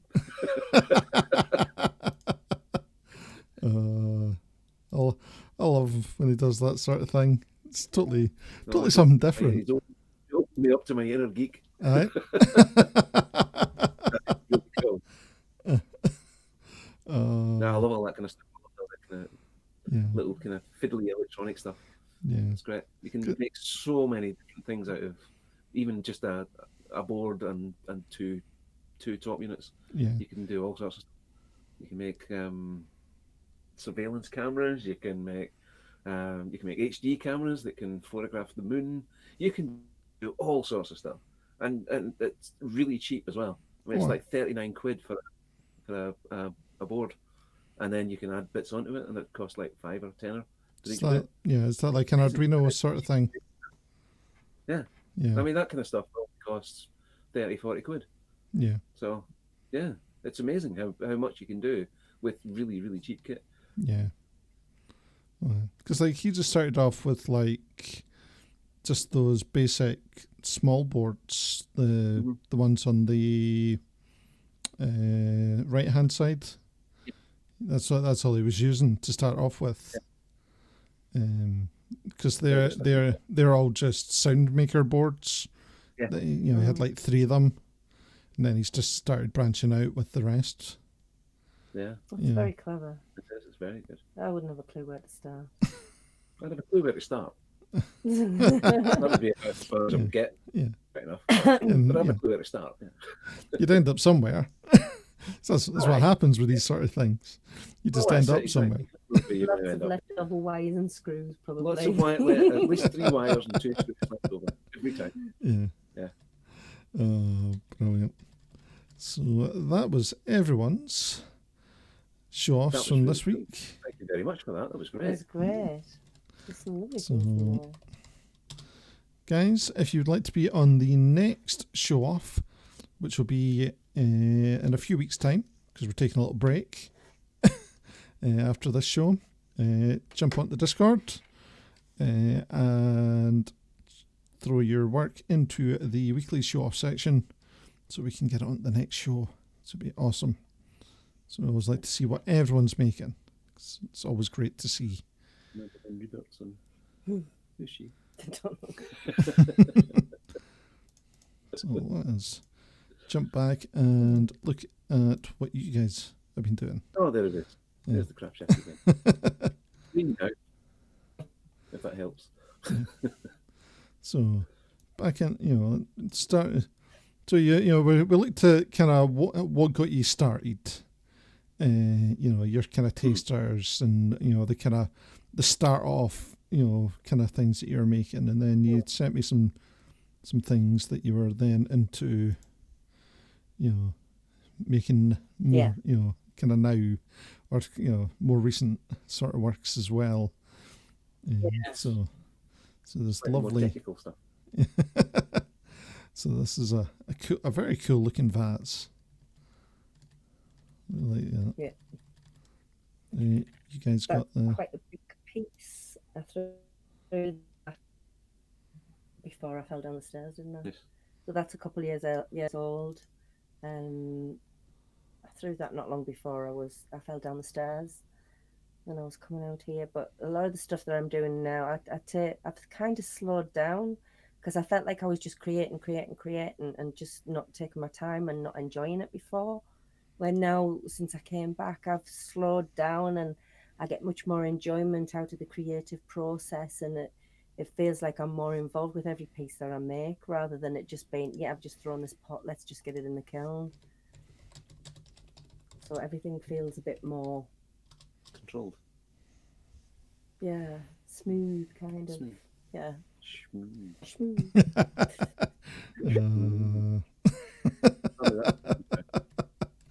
We'll be doing that at the extreme. yeah.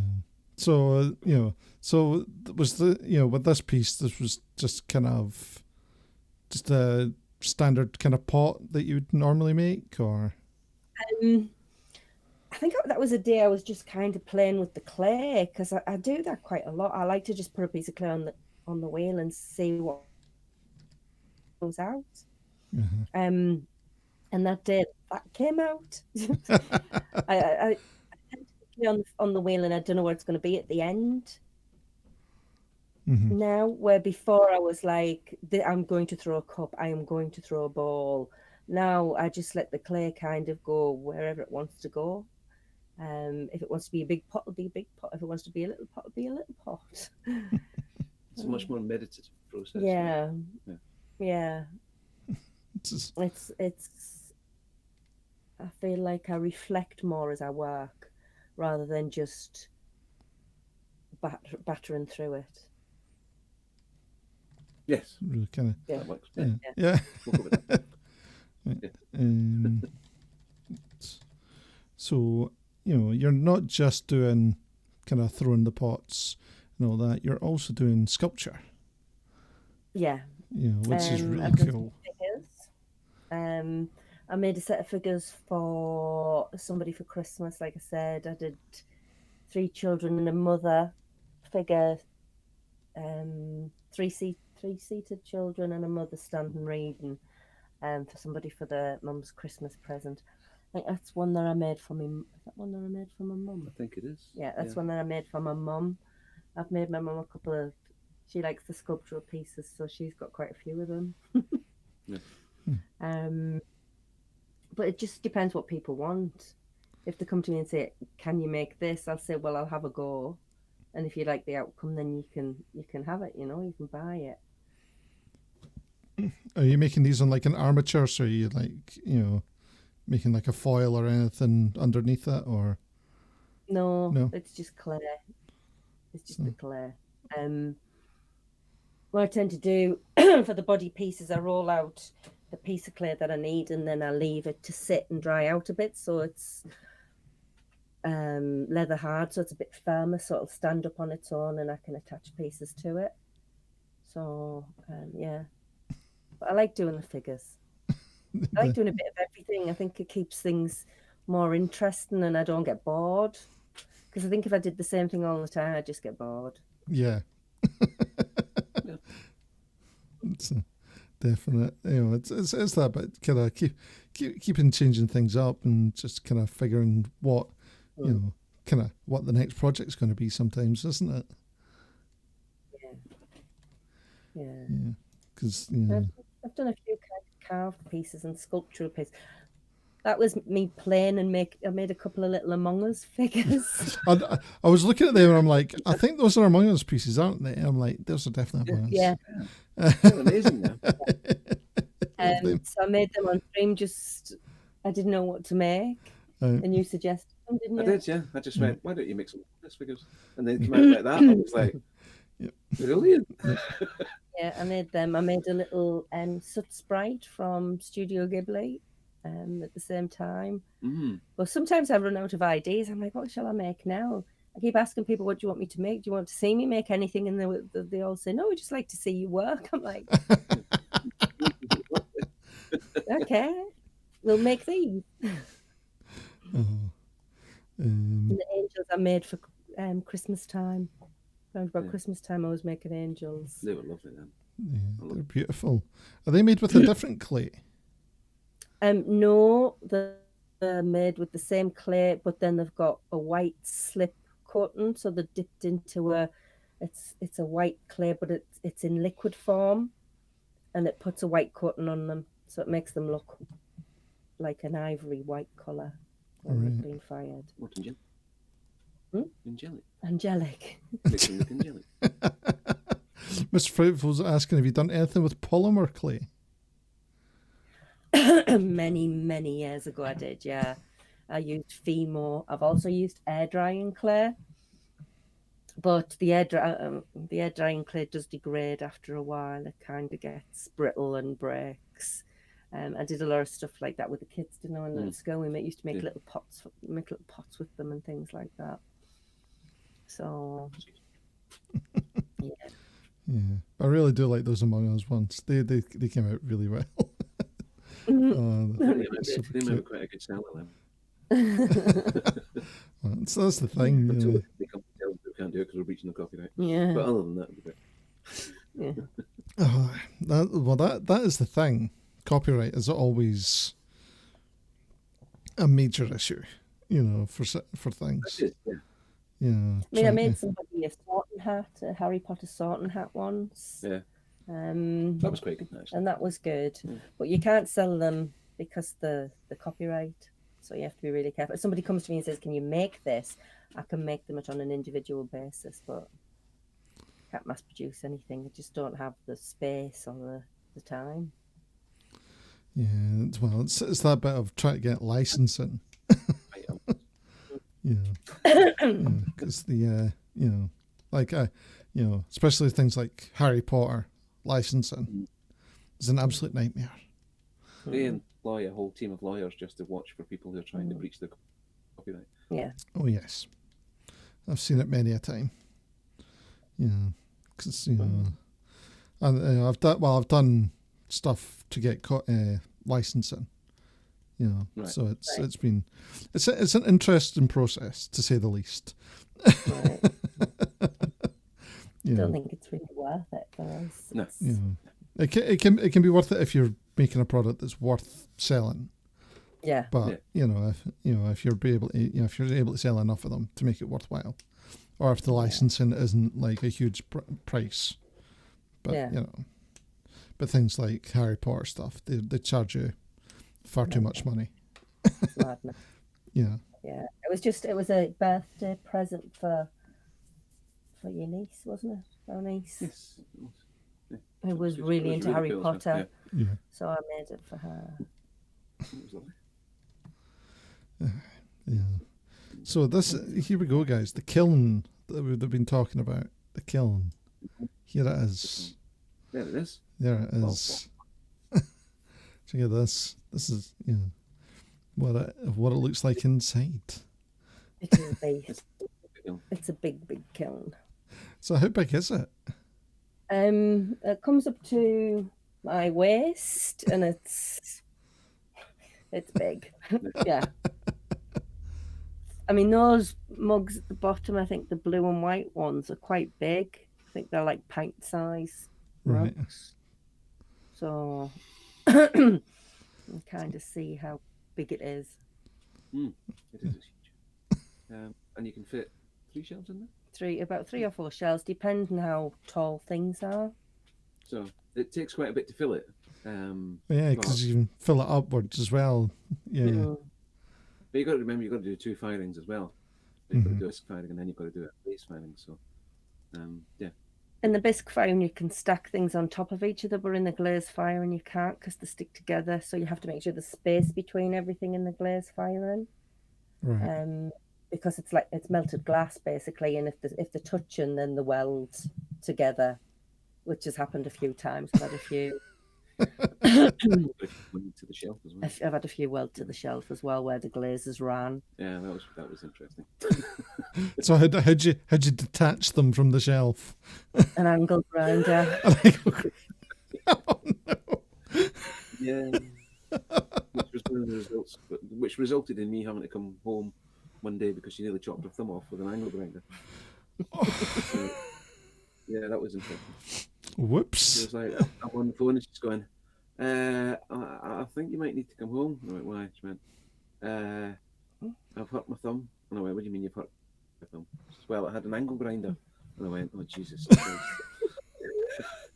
She went, and then she sent me a photograph. And I went, I'm on my way. Oh, straight in the car. Straight home. So how many stitches was that?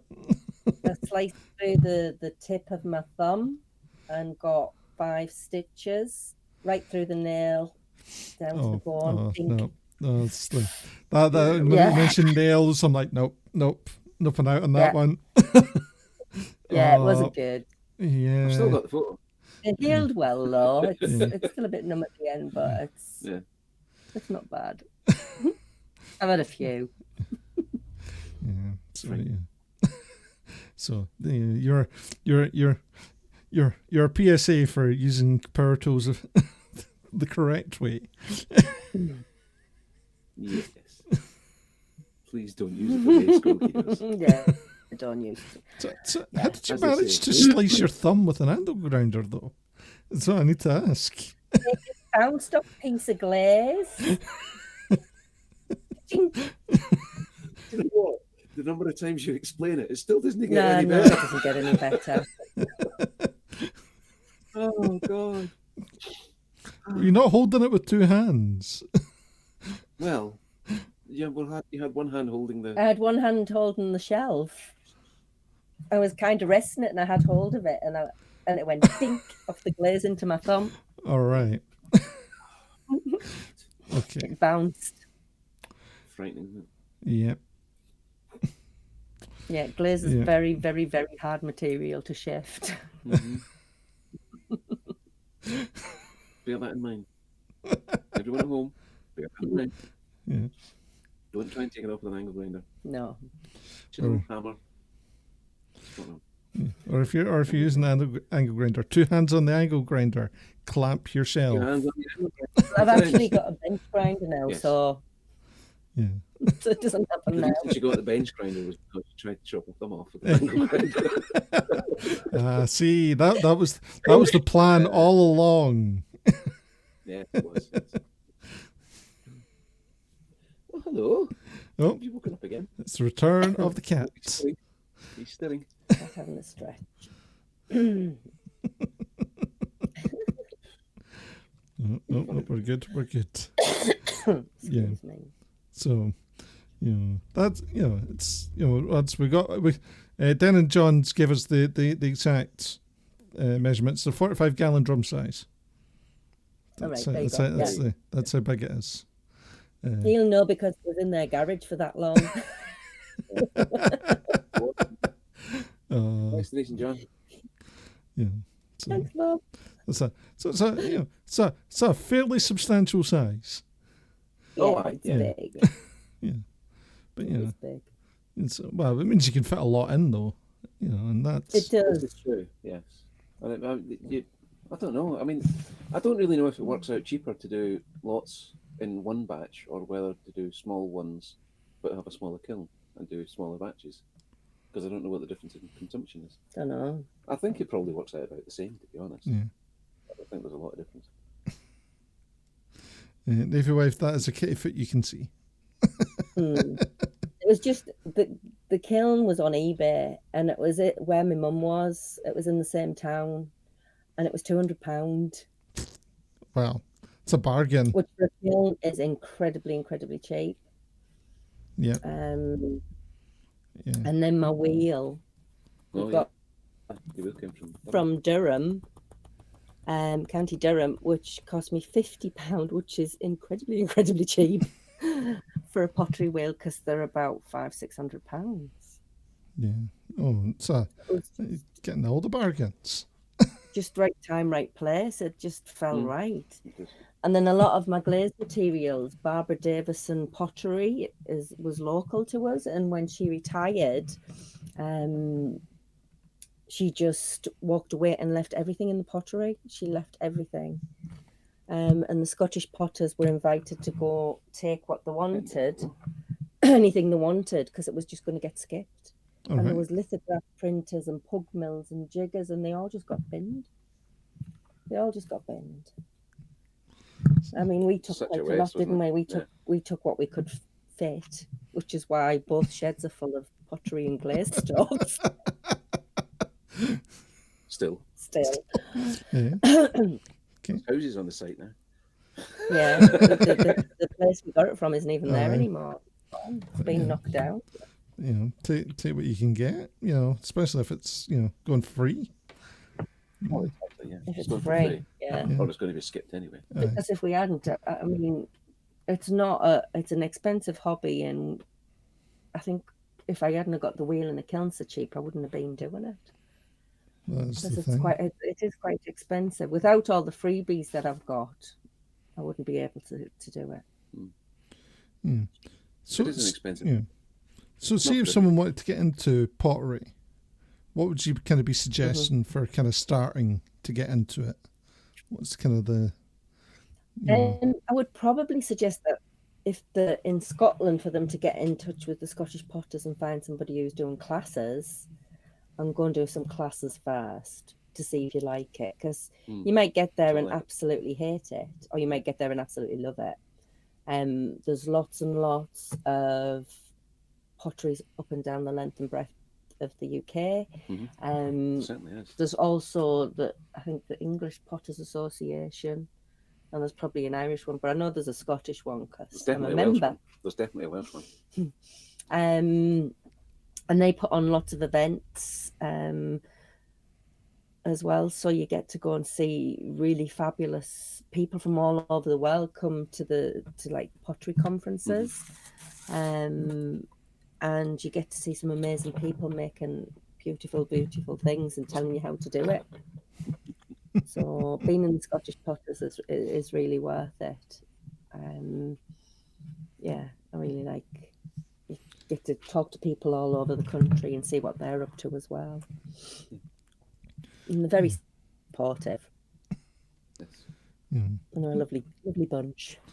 If you want to try pottery just to try it, see if you like it, then there are plenty of places around, certainly around central Scotland. I'm not so sure about northern Scotland, but certainly around central Scotland, there's plenty of places that do courses, and they could do like a taster session. You could go in and try one session, throw a pot, see if you like it. Up to 6-week, 10-week courses that'll do all sorts of stuff like raku firing and all sorts of stuff. So there's lots out there. Basically, the internet is the best place to look, and also personal recommendations. So if you know other people who've tried it, get a recommendation off them, because the quality will vary, and you might get some people who their teaching style isn't the way that you like. So it's always good to try and get some feedback from people who've been on courses, and find out what they like. There's also in Edinburgh and Glasgow, I think there's like pottery. There's like Pottery collectives. Pottery collectives, like Cooperatives. yeah, where you can go and they have like a big studio space where people teach and they do different classes and different courses. And there's one in Edinburgh, there's one in Glasgow, I think. So there you go. There's a few ideas for you. Yeah, so I've heard about the collective ones through in like Edinburgh and that. Because it's always that wonder how people can get access to things like a kiln, Yeah. Because that's like, a lot of the smaller potteries do teaching as well. So, there's potteries the length and breadth of the country. There's ones in Dundee, there's ones in Inverness, there's even ones up at like Wick and places like that. There's loads of little studio potteries, and if you just say, do you do lessons? Just drop them an email or even a have message. you got some kiln space? Or do you know somebody who does do lessons? Because they all do. They all know each other. Yeah. Although they can get hold of people in the local area. So they're a lovely bunch, the Scottish. Yeah. Brilliant. I'm just going to take that band off you. The last band. I spotted you. No. So here we have some lovely cups. Yeah. That was a set that I made for one of my friends. It was a commission set of 6 mugs. But I also made like a wee milk jug to go with it. That's really cute. And she absolutely loves them. She says they're like a hug in a mug. Was their quote. Yeah, she's somebody I've known for a very long time who lives in England and really likes what I make, so she'd sent a commission up. But I make lots and lots of different things, like I said. People can come along and ask. They can come along to see us on Twitch and ask about what we do, or they can find us on Discord. I'm on Instagram as well, and Twitter. We're everywhere. It's We're everywhere. across all media. Yeah. Basically what we are. Yeah. So are these... are these hand dipped sort of things, or dipped? They were hand thrown. They're glazed on the inside with a white, and the outside's like an iron blue glaze that I had from Bath Potters. That was a shop bought one. I don't buy very many shop bought ones, but that was a shop bought one. And yeah, they came out really, really nice. They did. They came out beautiful, those ones. So how does that kind of gradation sort of thing occur? Is that just because of the heat? It's the because what you do is you fill the cup first to get the inside glazed, and then you dip the cup in. So some of it goes inside, the kind of overlap, and where the glazes react with each other, you get runs and different reactions, different patterns, different colours, depending what's in the glaze.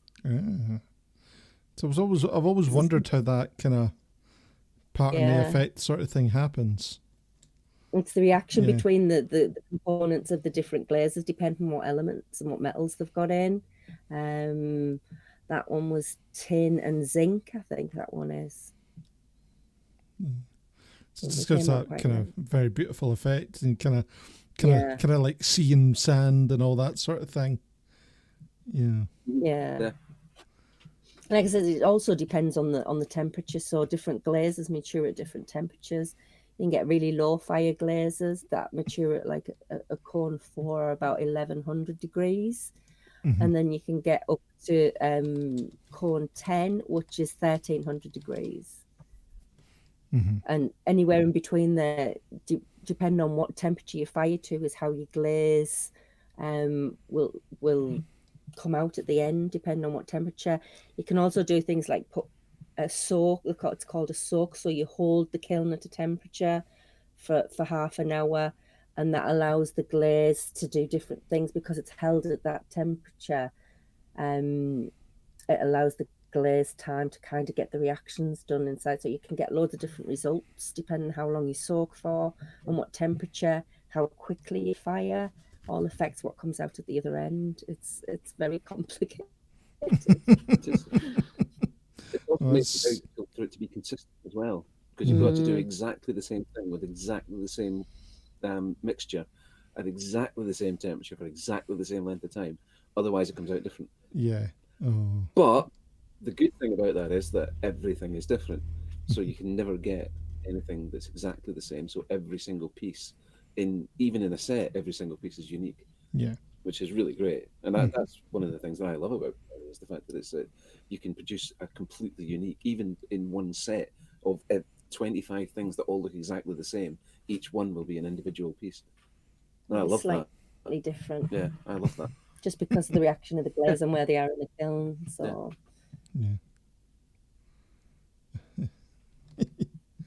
It's absolutely brilliant. I love it.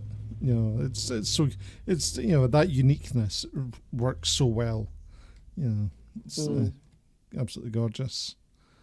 Next we have, I love this, like that beautiful flower that you've made. That's amazing. That's at my mum's as well. Well, there's a surprise. He has that, and my cousin has the yarn ball.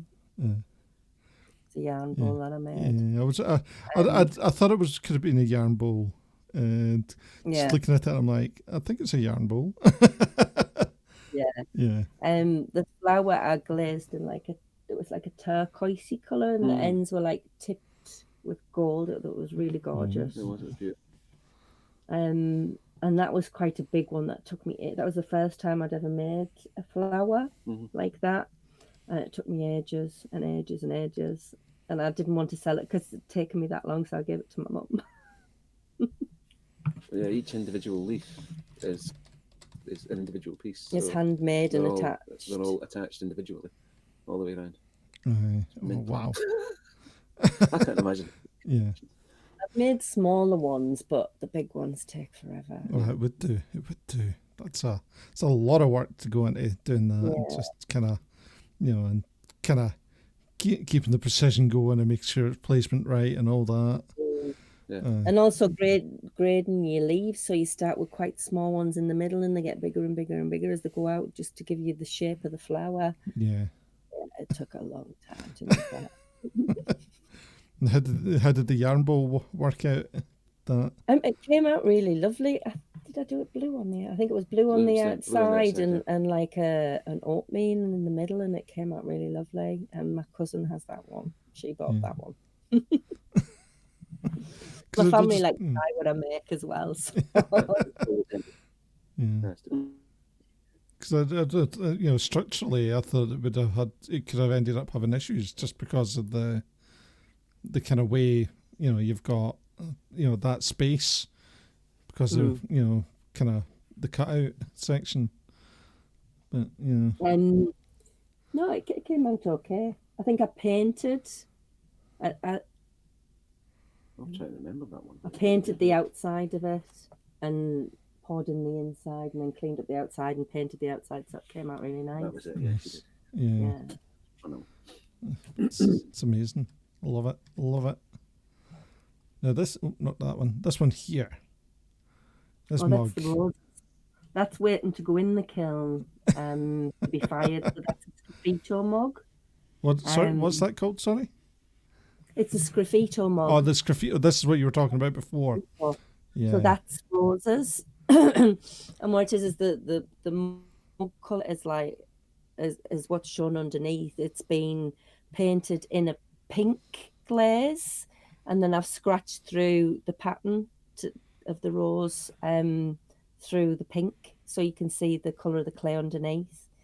And that's kind of what I've been doing recently with my mugs. I've been doing quite a lot of them, different nature patterns, and that's what I was talking about earlier with the cup and ring, and the rose buds, and I've done strawberries and different other things as well in different colours.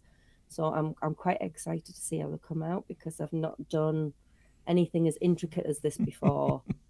And I think it's more intricate because I've slowed down my processes, and I kind of put a lot more work into my pieces now and take my time over them a lot more. And so you did this whole pattern. Is this all freehand as well? Yeah. Yeah. It's all drawn freehand. That's amazing. Then so beautiful. Doing all that freehand. Yeah. I'm in awe when people can freehand things like that.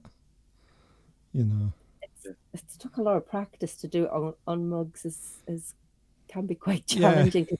These are still greenware, so they break really easy. All right. So if I put too much pressure on it, I can actually totally destroy it. No.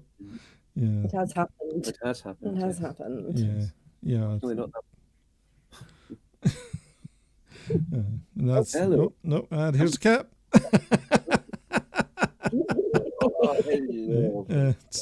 Just want attention. Just wanting attention. Yeah. Totally. All the time. Worse than the kids. I thought this was really cool. Lovely. So that's a phone tray. Yeah. And the pattern on it, I did like a telegraph wire with birds sitting on it. And you can fit 3 phones on it, so there's 3 little cutouts for you to put your charging cables through. And it's because my kids used to take their phones to bed and leave them on their bed charging. I'm like, you're going to burn the house down. So I made little phone trays. I made single ones, and I made that large triple one. And they're great. But they do end up full of other things other than phones as well. So look, trinkets end up on their necklaces, rings. Right. Mm-hmm.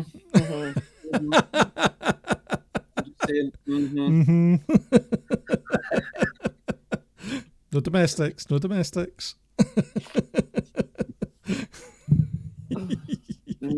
just bad. All right.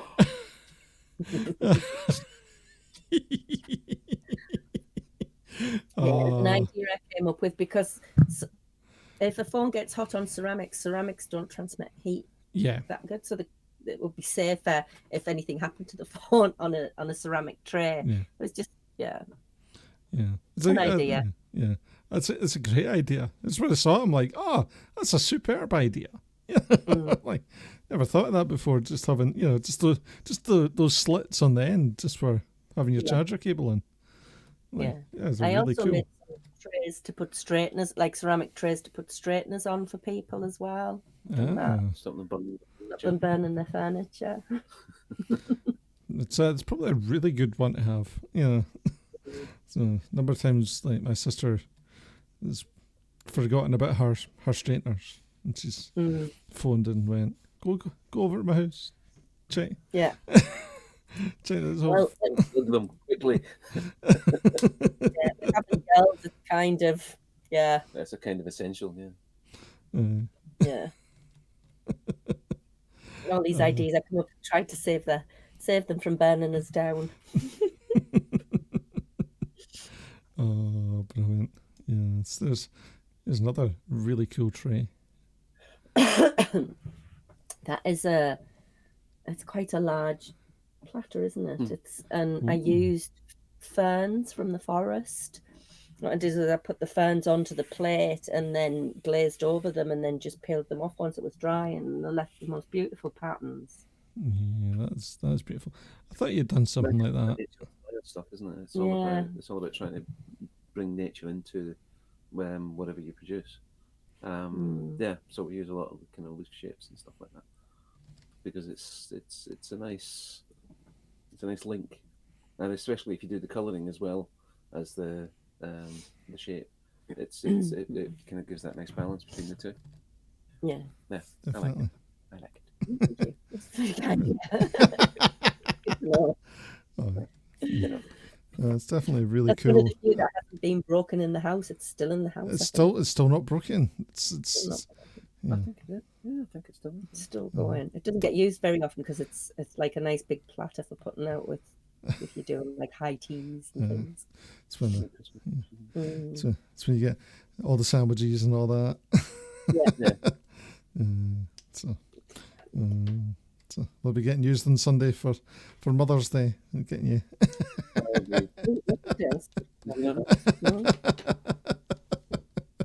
I've got roast beef and everything. Ooh. I don't all even fancy. Most of the time. Now these are beautiful plates. Yes, they're for a Christmas present. Last Christmas. A slightly belated Christmas. To be fired. They are for my brother, and it's a set of small plates and large plates. But he wanted portion control plates. All right. And rather than just dividing the plate into three, I thought it would be nice to do something different, which is why I used the tree. And I liked the blue and yellow colours. I thought they were like really complementary of each other. So, but we'll see what they come out of the kiln like. I think that's got a little dust sprite on it as well. So is that what it was? It was on the dust sprite. Yeah, it's a dust sprite and some tiny miniature pots that I made as well. But I remember you making the tiny ones. Yeah. It was a challenge, wasn't it? Making the yeah. It's just trying to keep things fresh and keep my ideas flowing and keep the creativity flowing, because I think for a long time I kind of lost it and it felt stunted. And that while I was off work and while I was kind of recovering from falling down the stairs and all the other health problems that came in, so coming back into the shed, I felt like I needed to slow down anyway because of my health.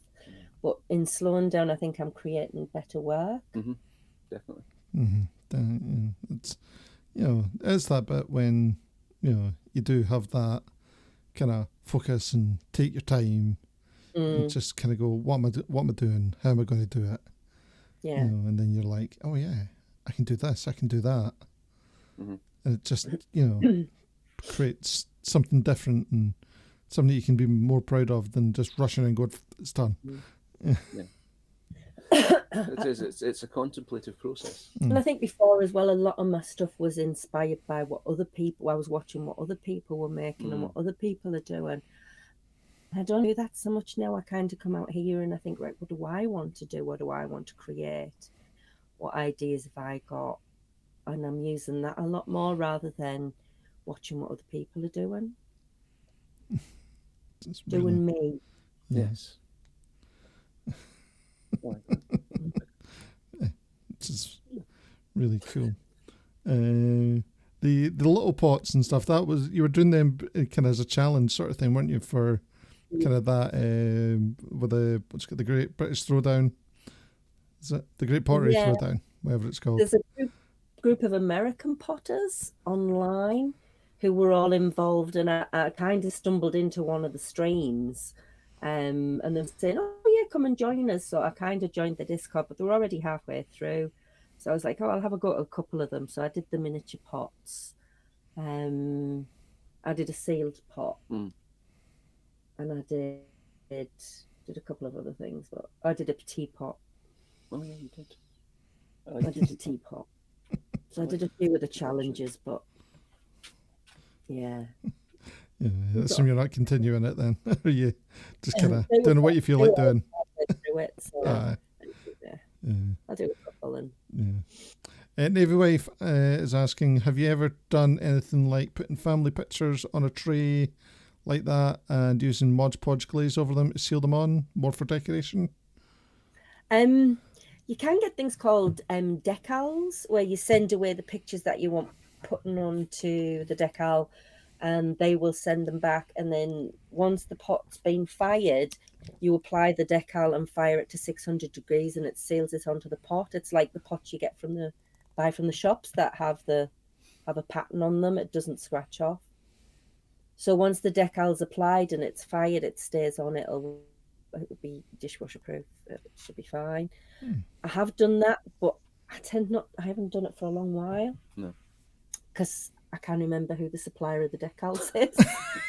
I got it through my pottery teacher last time I did it, so I'd have to get hold of her and ask her. So there's quite a few places where you can buy decals online. Well, there's loads of places you can buy decals. Yeah. Germany's big on them. Yeah. Germany's huge on decals. I don't know why, but it seems to be a place where there's lots of them. But you probably have to pay import tax on them now. So. Oh, right. Yeah. Okay. Got to pay that tax. The B word that we're not going to that's what they'll send you them. Yeah. There's that. Yeah. So yeah, there are ways to put pictures onto mugs if you want to. Brilliant. You can do it. That's basically what Redbubble does. Yeah. That's basically what Redbubble. If you want a mug and it's got your branding on it, what they'll do is buy a mug for 50p or 25p and stick a transfer on it and charge people £9, and they'll keep 8. So. Dye sublimation. Yeah. But I mean, there are lots of companies that do exactly the same thing, and all they do is they do exactly that process that Squilkie's just described. They take your thing, they scan it, they turn it into a decal, stick it on a mug, and they pack them back to you for a hefty profit. Yes. Or you could come to Squilkie and get a hand-designed, beautiful, artisan mug. And there's the link there. You're very good at selling. I am. What's the thing? You've got to do that. You know, that's the thing. You know, like, even on Twitch, as much as you're not constantly selling yourself, there is that part where, if this is, it's, this part, you've got a business running on, as part of it, so people know that you sell this. So you've got to be able to sell yourself. Yeah. Within it as well. I'm not very good at that. No. But you are. Well, you're good at selling products because you can tell them what's in them. Yeah. And Callie just sells you. Yeah, I just sell it. Yeah. Which is an easy job, to be honest.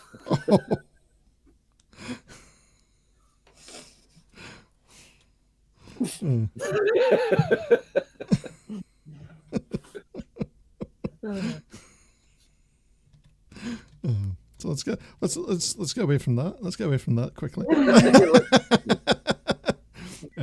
Yeah. So you're not only just making pottery and such. You're also, as you said at the beginning, doing other arty crafty things because you're multi-talented.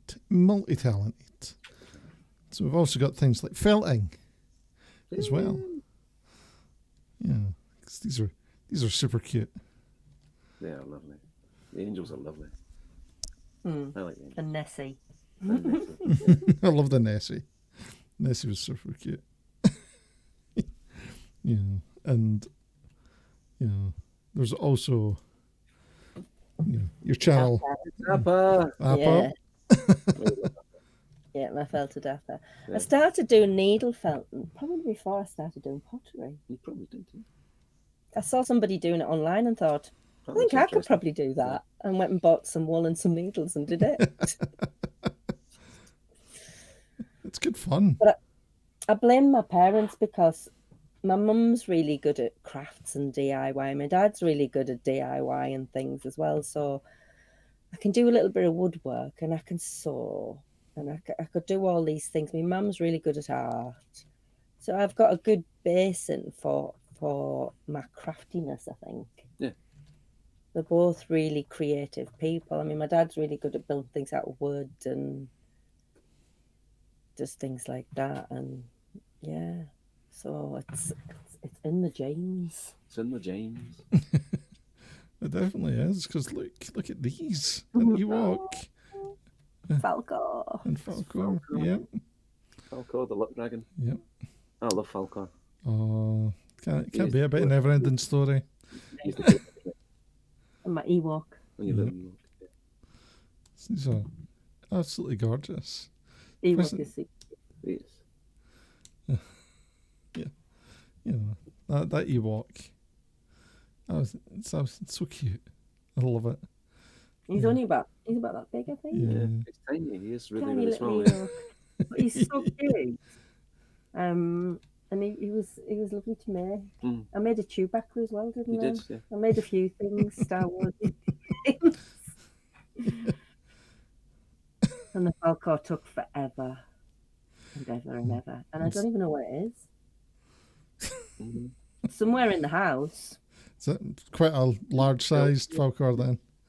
Mm. It'll appear when you do it. You just have to call Falcor. But it took Yeah. me months to make. It took me such a long time to make Falcor. Mm. Because I had to make all his little teeth individually Oh. and then felt them into his mouth. It was like, took forever. Had so many holes in my fingers from trying to stab little tiny bits of felt. It was mad. Yeah, I mean, and that is the thing with the needle felting is stabbing yourself. Mm. Mhm. Yeah. Yeah. Repeatedly. Repeat. Pass away in any long winter night, though, didn't It it? did pass away.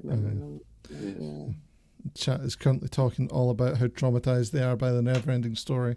Oh, God. Yeah, the horse. Yeah. Oh, yeah. Yeah. I've actually still got the book, the Never-Ending Story book. Mm-hmm. Yeah, It's in the house. I think it is. It's in one of the boxes somewhere. Basically, it's 2 books in one. So it's written in black and white print from the front of the book, and then it gets to halfway through the book, and you have to turn the book over and read the other side of it, so that it reads you back. It's an amazing book. Yeah. Absolutely fantastic. The film didn't nearly do it justice. But yeah, if you ever get a copy of it, have a read of the Never-Ending Story. It's really good. I think the guy who wrote it's called Michael Ende, the German author. It's really, really good. Yeah. Sorry. Ain't nothing wrong with that. I apologize. It's always interesting to hear about that sort of thing as well. Yeah. Cat. Oh, cat. cat's on the shelf. I'm going to have to get this cat down. It's before things fall off. Yeah, you're going back in there. You can see that's the lid of the kiln behind me. Yeah. All right. There's that's a large lid. That's for sure. Yeah, I shall move so you can take him. Just let shift so I can take the cat back in the house. I think he's getting too feisty. Oh, I'll be a sad cat now.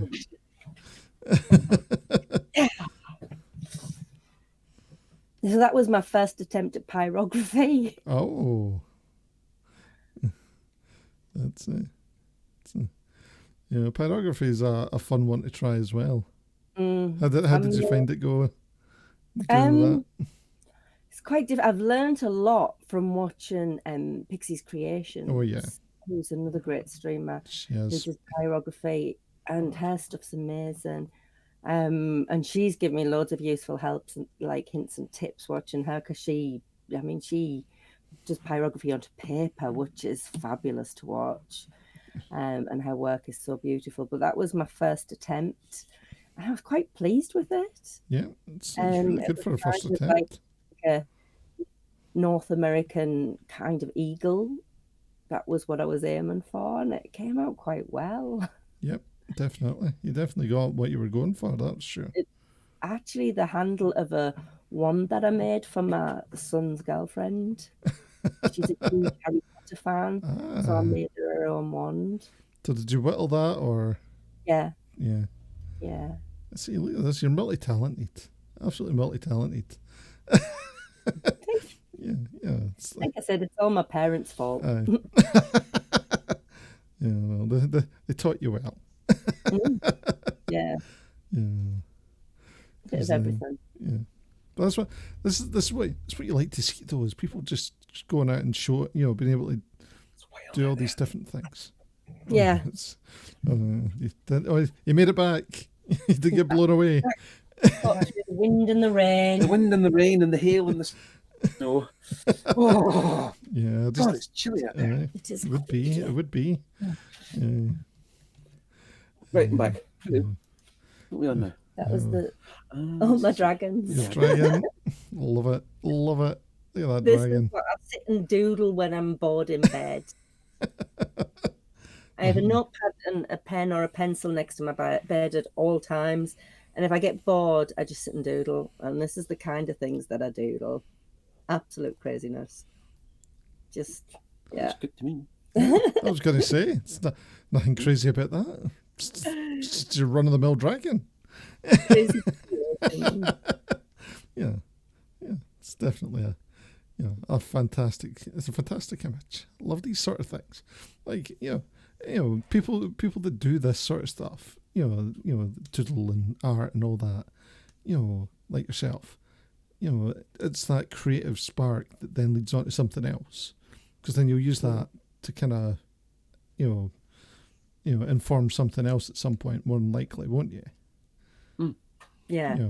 I mean, some of the things, like, there's one of the streamers has asked me to make a bust of him. So I was sat in bed watching him the other night doing drawings of him. But it's going to be quite easy because he wears a balaclava to stream it. Keep his identity secret. So all I have to do is balaclava and a pair of sunglasses. So it'll be an interesting one to do then, though. Yeah. Because you've got to get that wool texture from the balaclava, right? No, it's wool is it's kind of like cottony, the one he wears. It's almost like neoprene. All right. It's like swimsuit material. Yeah. It's really weird. But he wears it to hide his identity because I think he's quite famous and he doesn't want anybody to know who he is. All right. Although he's got quite famous voice. Although if you go and listen to him, you might be able to guess. Yeah.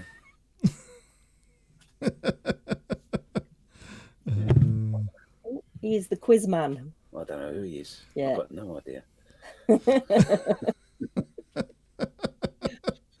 All right. I'll have to go check him out at some point. Try and figure out who he is. Yes. We've been on there a few times, haven't we, watching him going, who are you? So I guess have you got some guesses then? Oh, yeah. Yeah. There's quite a few guesses floating around, and I think most people are hinging on the same one. All right. Brilliant. And look at these. And then my Christmassy things. Yes.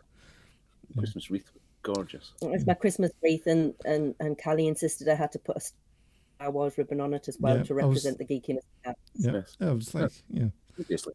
topped off, Star Wars, perfect. Yeah.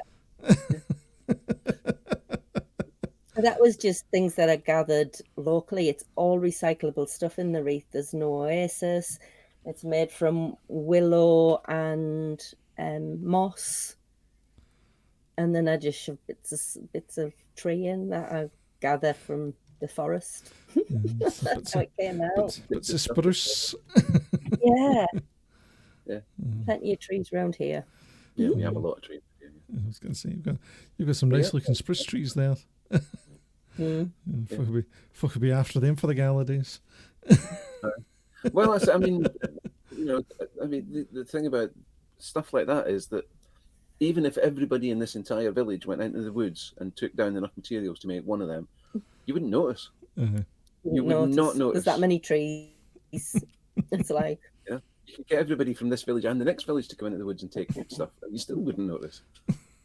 So it's a totally sustainable resource. And it just grows back because we only take kind of tips, don't we? We just take little bits off, and we go from not all off one tree. It comes from lots of different trees. Yeah. So everything we try to make it as sustainable as possible because we're both really into looking after the environment. Yeah, very much so. Oh, brilliant. So, guys, that was all the photos. That was all the photos that we had there. Oh, that was lovely. Yeah. So it was really nice, kind of just seeing all the kind of things that you've done, kind of that progress and all that. That's really quite cool. See, that's what I always love when guests send me in the photos, and we get to see kind of where you started, where you've got to, and that kind of journey. It's really amazing. Where do you see yourselves going with your Twitch channel? I have no idea. I mean, basically, certainly from my point of view, I just want people to come along and enjoy themselves. If they learn a bit while they're there, that's great. I mean, certainly the stuff that Squilkie's doing in terms of the technical stuff for pottery, you could actually learn how to throw pots just from watching Squilkie's stream if you wanted to. But I think in terms of building a community, I think that's actually the most important bit, and it's having all those people who, it's not even people who necessarily are interested in pottery or are interested in me or are interested in Squilkie, but they're interested in the whole creative process. And if they through us they find other people, and those other people are people that stimulate their desire to do whatever it is they want to do, and that's a great thing. And I think that's one of the strengths of Twitch, is that it can spark off really quickly. It can spark off an amazing stream of ideas. I mean, we've only been doing this 6 months, and we're over 500 followers, and it's just crazy. But all of the people that are following us because they came into the stream and went, "Oh, that's quite cool. We'll stick around for a bit." And that's basically all we do. We just try and make it a nice, friendly place for people to come and enjoy themselves. And if they want to add into stuff and they want to join our Discord and put stuff in there, that's even better. And if they tell us about other streamers, then that's a bonus. We did get some good stars, didn't we? Because Claire here gave us shout outs in her stream. That's true. Jay Tremor gave us shout outs in his. We've had shout outs off Mary Elaine Robertson and Roscoe. So people are really kind. If we go in and they're interested in what we're doing and they chat to us, then we kind of get the shout outs off them, which is amazing. I mean, we like to share the love in our stream anyway. So if you come in and you're a streamer and you say to us, "I stream," we will give you a shout out. Yeah, we think that, I mean, on our Discord, we're quite happy for people to post if they're streaming and tell us what they're doing and share with us. We're all for promoting other streamers and getting a community of people and a community of streamers who can rely on each other and kind of, who get stuck with things, we can say, "Can you help us with this?" Yeah. Because it took me 3 months to learn Stream Elements, how to use Stream Elements, because I was using a Linux computer and it was a nightmare. It was a nightmare. But I can do it now. And a lot of stuff, I mean, our mod Blueski is amazing and he has helped us so much. He is, he's a proper hero. But we've known Blue for, I've known Blue for like maybe 30 years. Yeah. So he's a really old friend, but he's a really old friend with lots and lots of technical know-how that I don't have because I am a technophobe. So me getting to grips with things like streaming and how to do it has been a hugely steep learning curve, because all the PC stuff I used to just go to the kids, "There you go, you do that. Up to you, you do that." I've never taken an interest in computers until recently when I've had to, because nobody else could do it. And nobody else was going to do it for me, so I had to kind of learn to do it myself. So, yeah. Bluesky says, behave, you two soppy buggers.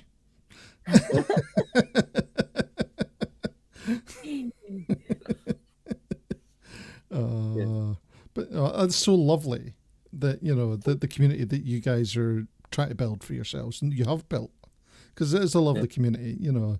It's so welcoming whenever you come in to your community. Oh, they are. They're Wonderful. really lovely people, all of them, and they keep coming back. I know, that's Well, the like thing every that time they amazes come me. back, we're like, thank you so much for coming to see us. 'Cause it's just like, Again.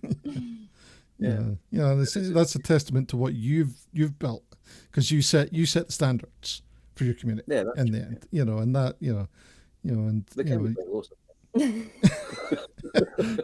and so it's that bit where, you know, you're like, yeah, this is what we want, and you guys accept that, and you know, so people coming in are like, yep, this is how it's going to be, and it's you know, created a good sense of community there, and you know, it's so, as I say, it's a lovely place to come into and just either lurk or, you know, chat if you feel, you know, either or, because it's just, you know, a lovely wholesome stream that's not always wholesome.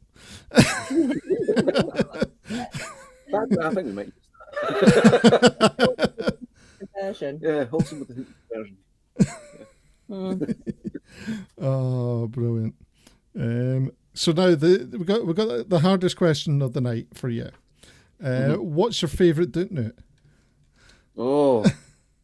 You know the first one? No, you go first. Okay, mine's might be quite controversial. I had when I used to live in Edinburgh, there was an Italian bakery on Lothian Road that used to do lemon donuts, and it was a lemon. It wasn't like lemon curd in the inside. It was like a lemon custard, and then on the outside it had the sugar sprinkles, but it also had little tiny bits of lemon peel grated into it. All right. Oh my God, that was the most amazing donut I've had in my entire life. And if I could go back to 1986 and have one, I would right now, because it was amazing. Oh, sounds good. Sounds good. That's my favorite. And mine, I just like donuts, but probably my favorite is probably a custard donut. Custard DOOTNOOT. I'm not into really, really fancy donuts. I just like donuts. Just donuts. Had jam donuts a couple of days ago, didn't we? Had homemade donuts. We had homemade donuts. Homemade, nice. They were good. They were very good. Yeah. Can't beat a homemade DOOTNOOT for sure. Cannot beat. Oh, brilliant. Right. Especially when you put Nutella on the top of it. Oh, that does sound good. That sounds good. Oh, see, now I'm just craving some Nutella and some DOOTNOOts now. It was the chocolate and the icing that my daughter put on top of them, and it was the chocolate was like that thick on the top. She does like chocolate, yeah. And donuts. Yeah, nothing wrong with that. Nothing wrong with that. Brilliant. We always ask our guests if they would recommend some amazing streamers that we might not have heard of. We might, you know, that you think are especially worthwhile as all checking out, because there's so many people here on Twitch that we don't know about. So would you let us know who you think we should go and check out? I've just noticed I've spelt one of them wrong. All right. Let me know when it's one. Mary Elaine Roberts. All right, so the first one. Yeah. Is it Robert? Robertson. Yep, that's right. She is a Scottish streamer. She is from Shetland.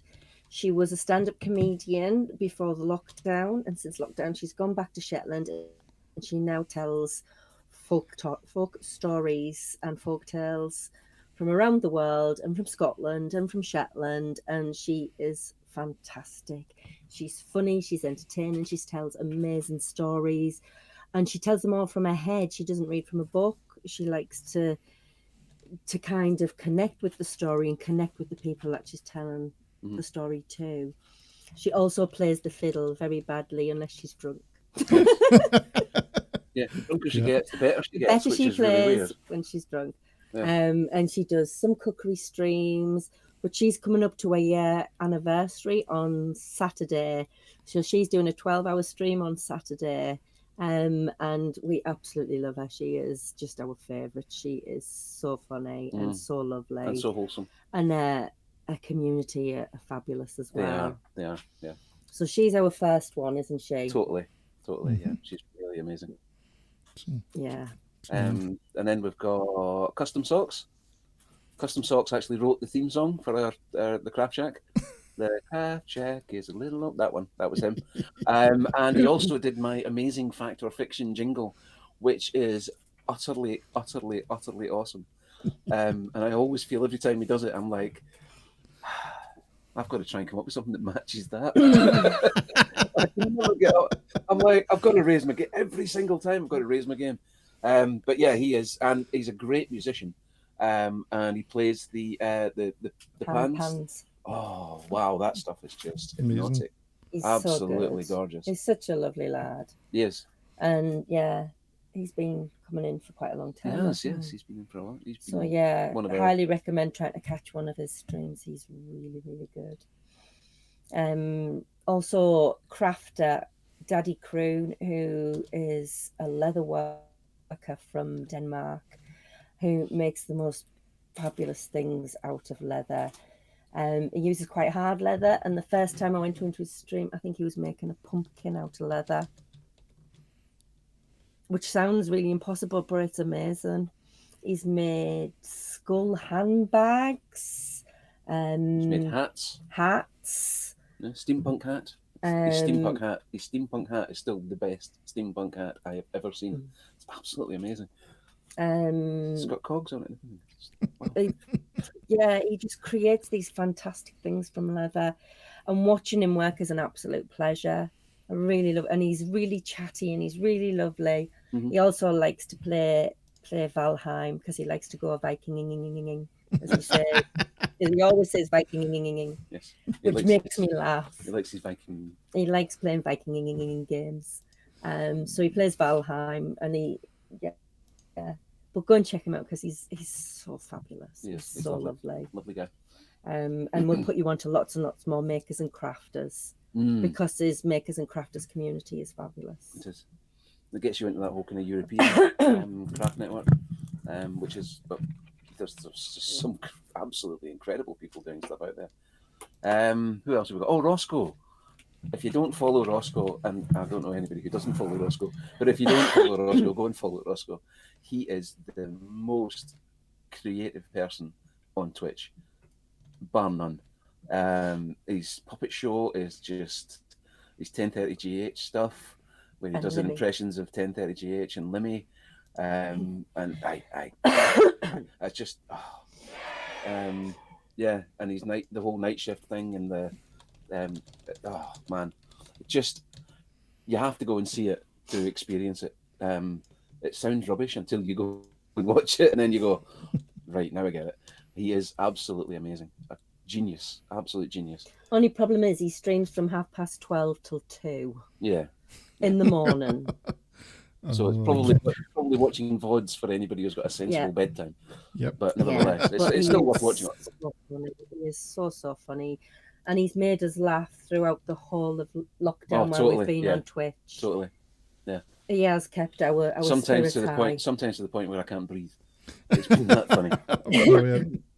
Lying on the floor going, please stop. No, please stop. I have to breathe. Stop. Superb. Yeah. What else we got? Creaturist is a Canadian guy who I follow who makes fabulous masks and puppets, and he's incredibly creative. He also does stuff on Photoshop, making fabulous creatures all from his head. And some of the things that he's made are just mind-blowing, like really. And he actually does puppet shows as well. So he does puppet shows. He's employed by the Canadian government to do puppet shows for schools. A lot of his masks are kind of ecologically based as well. And he does some absolutely amazing stuff, makes like miniature. He's got a wizard's tower that he's built and all kinds of different things. He's just Yeah, he's just one of those people you can just sit and watch. He's got a real mastery of lots of different materials, and he can pull them all together into one thing. And that's that whole kind of crafting of different things into one structure is absolutely amazing. I'm fascinated by watching him. Everything from latex, paper mache to carving wooden puppet heads. You know, it's like every time you watch him, it's something different. Mm-hmm. Last time I watched him, he was carving himself a bowl and a spoon and a fork. So different every single time. You never know he's always doing something. He is definitely worth a check out. Yep. Yeah. And he chats. He chats and chats and chats. Even if he's on his own, he just chats. Yeah. He just describes what he's doing. But yeah, and he'll tell you a story that sparks off something that he's doing something, and he'll go, "Oh, this reminds me." And you go, "Whoa, where is it going now?" And he does voices as well. Yeah. So he'll put the mask on and it'll turn into the character of the mask, and it's amazing to watch. It's a real creative sort of. You can see the creative process as it's happening with him. It's amazing. Talking of which, another person that you need to go and follow is Robotron, John Robertson. If you don't already follow him, everybody's actually following all the comedians, but nevertheless, the guy is amazing. I mean, if you have not witnessed the absolute mastery that is Shovel of Ducks, you have never lived, because it is joyous. It is absolute joy, and every single time I watch him, I come away feeling better about myself and about the world. He is just a joyful person to watch. And okay, the last one I'm going to say the Quizman. I absolutely love the Quizman. He is just this whole kind of mysterious hidden identity where everybody thinks they know who he is, but it might not be. Is absolutely amazing, and he's probably the only streamer that I can do a proper impression of. So there you go. That's my He's very funny as well. He is extremely funny. Yeah, very dry. Yeah. So there's so many. I mean, we could keep going and going and going. Oh yeah, there's so many great ones. But you know, all these ones you've been telling us about. You know, so many great streamers there. You know, and like you're talking about them, I'm like, I follow them. Yeah, a few Scottish ones in there, and we won't mention the Scottish Mafia. No, let's not mention the Scottish Mafia. No. Yeah, but there's no such thing. Okay. Taking over Twitch. Totally not. Honorary Scottish mafiosi. You're Scottish. You're fine. Yeah, you'll be all right. Yeah. I've been adopted. You've been adopted, yeah. That's the rules now. We keep saying this. You live here. You're you're Scottish. I had a child here. Yeah, that's it. You're there. Scottish. Yeah. There's no escape now. There's no escape. Here forever. All right. Totally. Oh, brilliant. Well, thank you guys. You guys have been absolutely amazing. What days do you normally stream? When can people find you? We stream during the week on a Tuesday and a Friday evening from 5:00. And we stream on a Sunday from 12:30. And sometimes do impromptu streams through the week, maybe, but we haven't been doing so many just lately because we've just been too busy. Sometimes we throw in a gaming stream now and again, or something a bit different, just to mix things up. Our 6-month anniversary is on Sunday, the 21st of this month, and we will be streaming from in here, but I think we're going to be doing some games as well, and we're going to be on for a bit longer than we usually are, just because it's 6 months. And we're going to get the big PC in here and do it all nice. Do it all fancy. Do it all fancy from the big computer. Yeah. Yeah. Brilliant. Oh, that's going to be great. It's going to be superb. Big celebrations. Yeah. Oh, it's brilliant. Yeah, I never thought of that. 6 months and we've not long hit 500 followers, so that's amazing. To celebrate. You guys are doing brilliantly. You know, it's testament to how good your channel is. Thank you. And that's... I think we've got done really, really well with our community, and they all like to share the love and tell people about us and tell people about what we're doing, and trying to build a community where we can get other people share what they're doing as well. Sharing that's the important part, information, yeah. and It's not just the fact that we do what we do; it's the fact that we're trying to promote what other people do as well, and build everybody's community, and not just build our own. And I think that's the strength of what we're trying to do. We're not doing it for any selfish reason. We're just doing it because we quite enjoy it. And if we happen to make something out of it, then that's great. But it doesn't really matter. At the end of the day, we're just here to have fun. Yeah. And hopefully everybody else has fun with us. Yeah. we do keep getting adopted as parents by lots of the people who watch us. That is the downside of Can I be your nephew, or can I be your son? Or... a slightly more senior person, shall we say? Is that we get a lot of people who want us as their adopted parents, which is nice. Yeah. But we've got 4 kids of our own already. I don't mind. It's because she's the cool mum and dad, though. That's the thing. What's it? Hit adulthood. It's fine. Yeah. Oh, brilliant. All right, so we're going to read out, guys. We're going to read out tonight. We're going to go and read Calamity Cat. Cool. It's Thank always you so fun. much for having us on. Oh, no problem at all. Thank you for joining me. It's been absolutely amazing. We're not going to have another vodcast for a couple of weeks, guys. Taking a break just to change some things up. Then we'll be back, and it's going to be doing bi-weekly, every 2 weeks. So yeah, fortnightly. That's the word. Fortnightly. Fortnightly. That's the word I was looking for. Not bi-weekly. Fortnightly. So we're changing things up slightly. So, yeah. So guys, let's hit the raid button up. Let's get the raid call. Raid. Subraid. There we go. There you go. So there we are. Right. So thank you everyone for coming and hanging out in chat, asking questions. Thank you to Squilkie. Thank you to Callie. Guys, Thank you so much, everybody. Learned so much. Everyone is amazing. So everyone, stay safe. Have a good day. Care. Have a good weekend. Do all the things. Wash your hands. Always wash your hands. Wash your hands. Let's social distancing. Social, yeah, exactly. Wear a mask. Wear a mask. Even in Texas.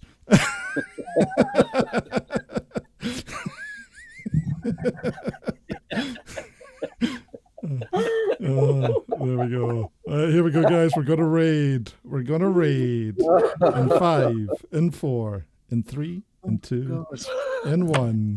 Raiding out. Let's are we there?